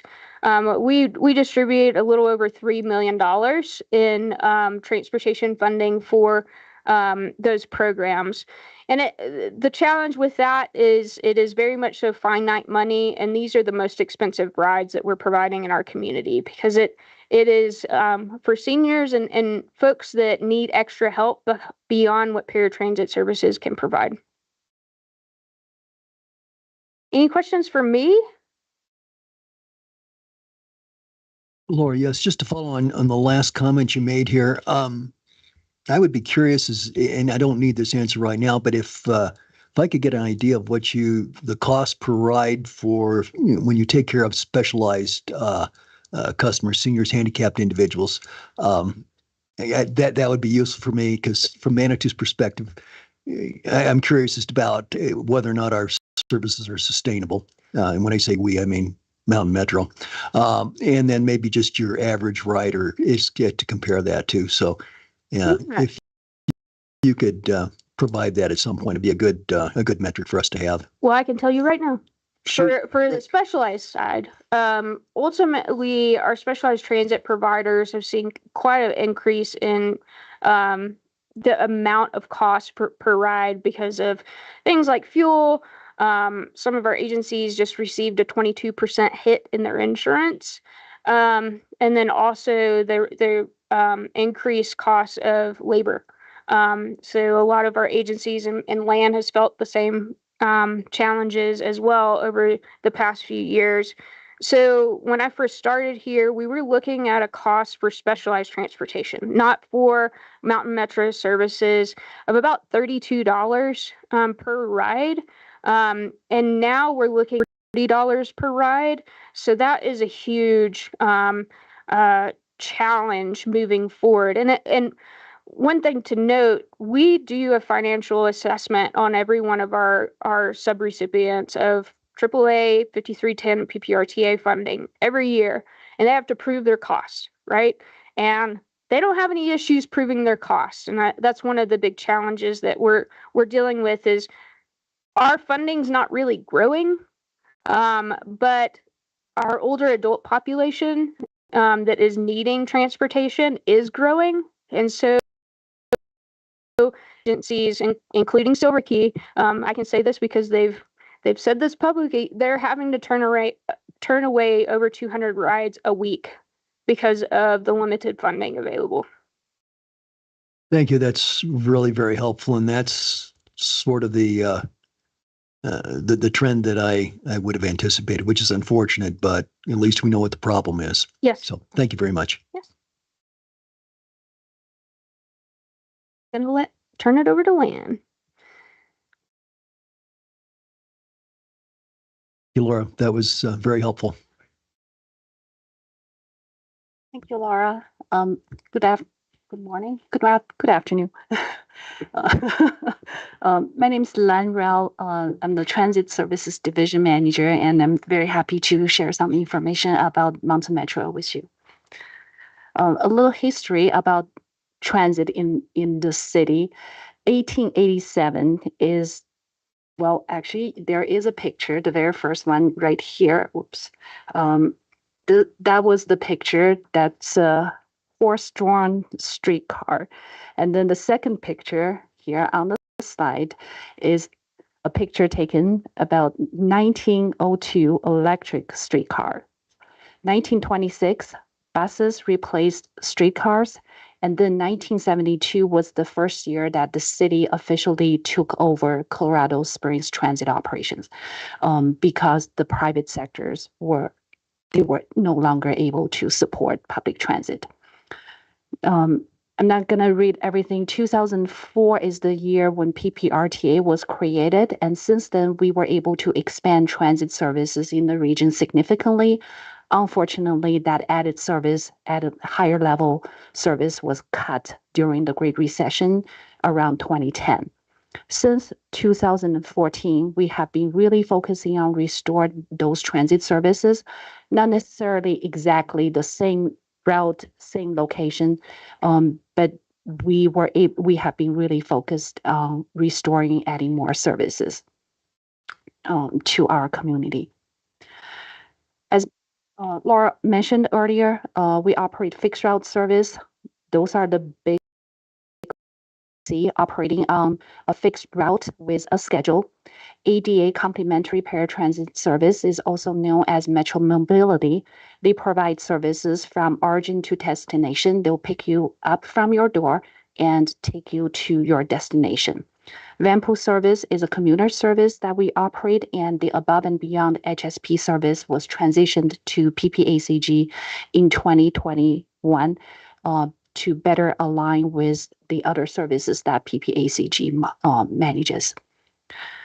There are a lot of words or acronyms and terminologies that you will hear when people talk about transit. So I'll go over some of those very quickly here. You will hear revenue service versus deadhead. Revenue service is when the first passenger is picked up until the last passenger has been dropped off in general in transit industry. You will also hear about ridership.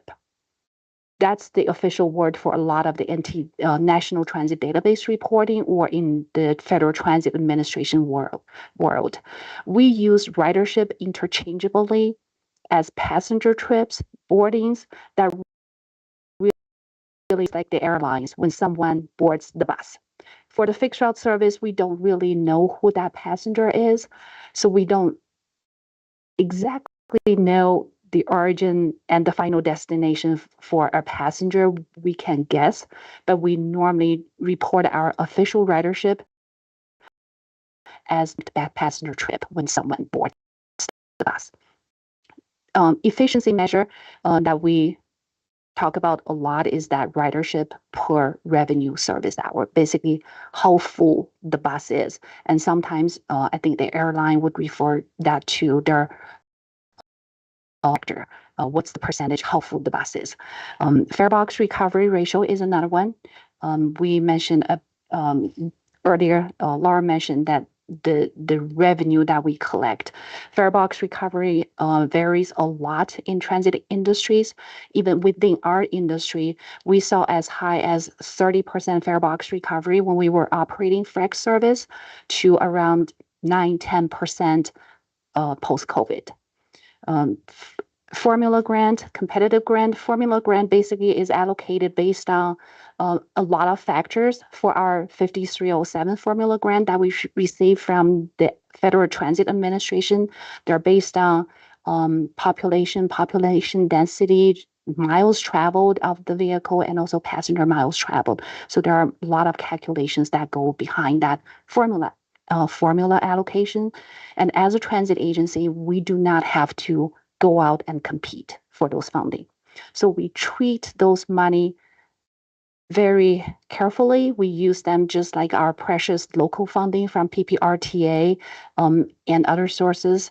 We try to maximize our revenue that we receive, money that from different, mainly federal state sources, through competitive grants. In general, those are grants that we have to apply for and we're not entitled to. Fixed route service, I covered this earlier. Specialized service, normally we use that, refer that to ADA or non-ADA, origin to destination type of service.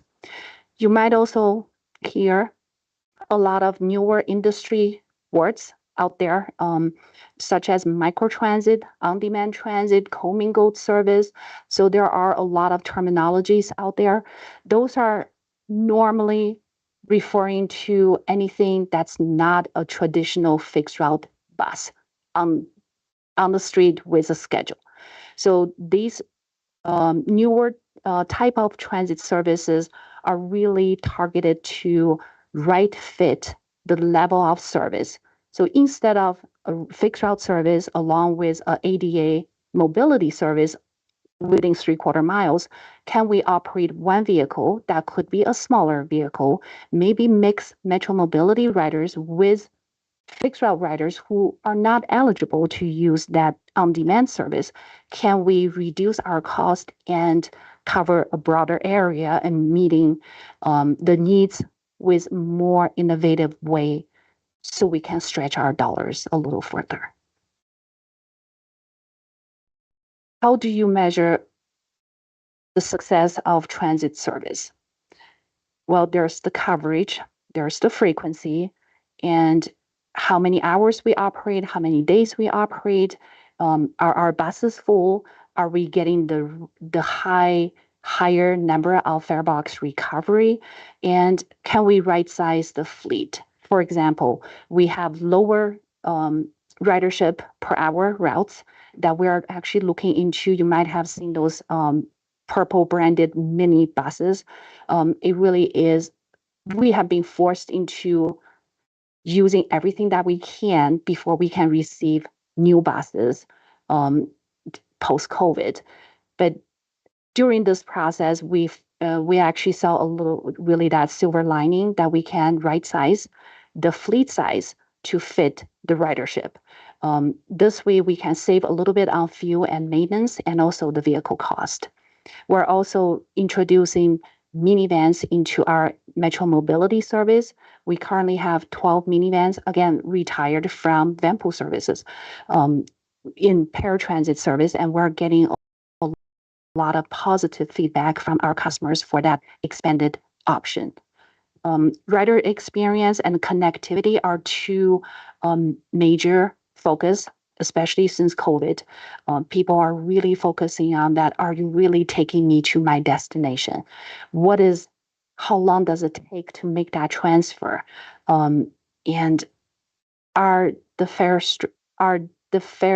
the fare structure so complex that we're turning people away? People want easier way to use the buses, and we are really focusing on looking at those things to improve our rider experience. One of the things that's unique with Mountain Metro is we outsource majority or all of our services. We have 33 city employees working in the admin building, and we outsource our operations maintenance work to private contractors. And you can see on this chart, we just, between the 3 major contracts that we have, we are working with 270 contracted employees on Transit Drive, along with close to $31 million budget that we outsource. Here's a quick snapshot of our operating revenue. We have a mixed funding, and really, if we look into all our funding sources, we're looking at around 25 different funding sources on an annual basis. This is a simplified chart that we group a lot of different funding sources into. Okay, that's for a very high level snapshot. That's how we receive the funding, the money to operate. And this pie chart shows how we spend the money. Fixed route service is the most expensive service that we operate. However, it's also the most efficient service for an urban setting. We were operating close to 25, 26 passengers right after the Great Recession. And pre-COVID, we were looking at around 17 passengers per hour. That really is the most efficient use of the resources. Compared to fixed route service, we're looking at mobility services that we operate on average close to 2 passengers per hour. cost-wise, fixed route service per passenger, we're looking at about $3 pre-COVID and $30 for Metro Mobility service pre-COVID. But since COVID, both costs have gone up significantly. We are looking at about the $5 to $6 per trip range for fixed route and in the $40 range for Metro Mobility post-COVID. So that's a quick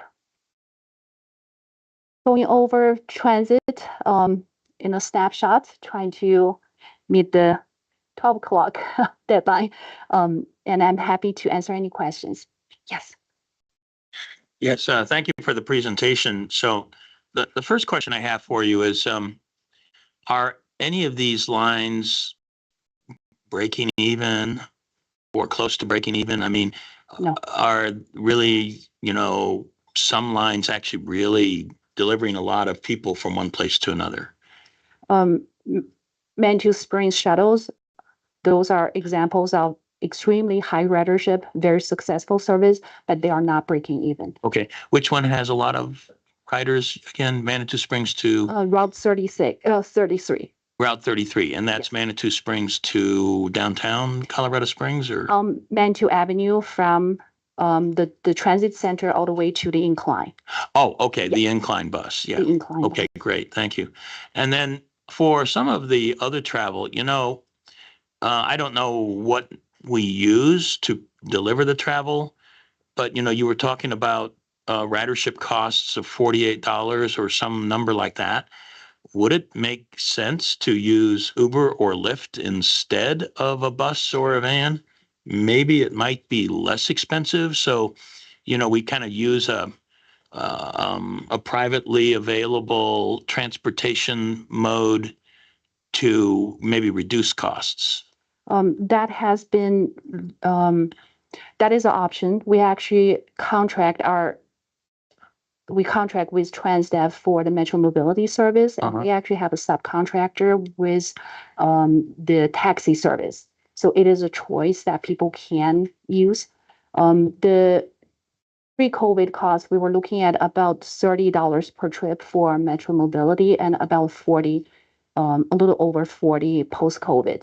That is, ADA service is a very highly regulated service with clear requirements in terms of the pickup window, how long a passenger can ride the service, and the type of assistance passengers would receive.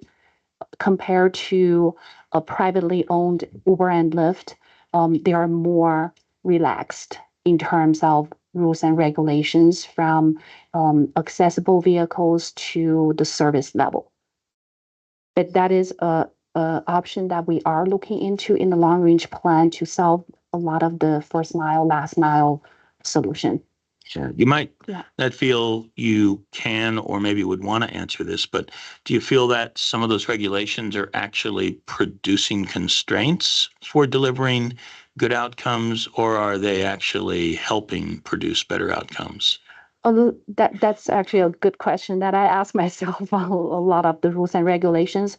I think for the ADA service, I do think the rules are intended to provide comparable service and comparable access between the fixed route service compared to ADA service.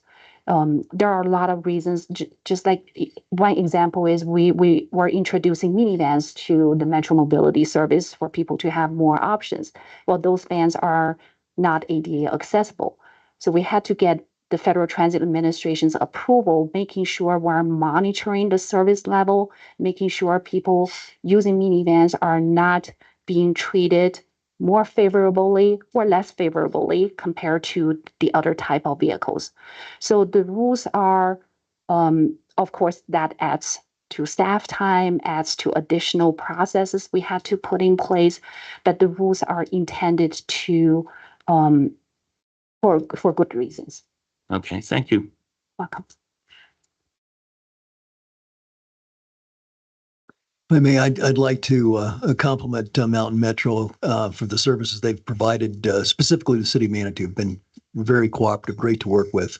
I think we have the heaviest ridership on that Route 33, which is from the Hiawatha Gardens parking facility in Manitou up to the incline and the cog. So it takes an enormous number of people. You can see people lined up, especially on a summer weekend. And Mountain Metro several years ago started doing an extra bus, I think, and we had service about every 10 or 15 minutes, and those buses were at capacity. So that's about as efficient as you can get. Yeah. So that's been a good experience for Manitou. And of course, it's very challenging terrain. So I'd like to thank Mountain Metro for that. Since I've been mayor, I've learned far more about transit than I had ever hoped to know. And I still don't have very many answers. We keep fighting the battle and standing to your point. Yeah, I look at it and we have several routes in Manitou. There's one, the Route 36, which does not have a high ridership. We use a small bus, and the cost per rider to me it's expensive. It's like $19.50 is the math I got. So I don't see that as being sustainable for the city. If the ridership builds up, it might be a different story, but it's a challenge. And I mean, Land really has a pretty clear perception of costs and ridership numbers and that sort of thing. So this is a challenging environment to be in. And I wish I had better answers, but we keep studying the problem. In Manitou, we're looking at different kinds of transportation. Yeah, I think we have a pretty good relationship now with the bus company, and I think that's about where we can realistically be. But I have some other council people who would like to drill down a little farther. So if I have answers someday, I'll share those with you. And thank you, Lan, very much for your support. Thank you, Mayor. Thank you. Go backward. Now we've come to closure. All right. And just so you know, this was the last sort of 101.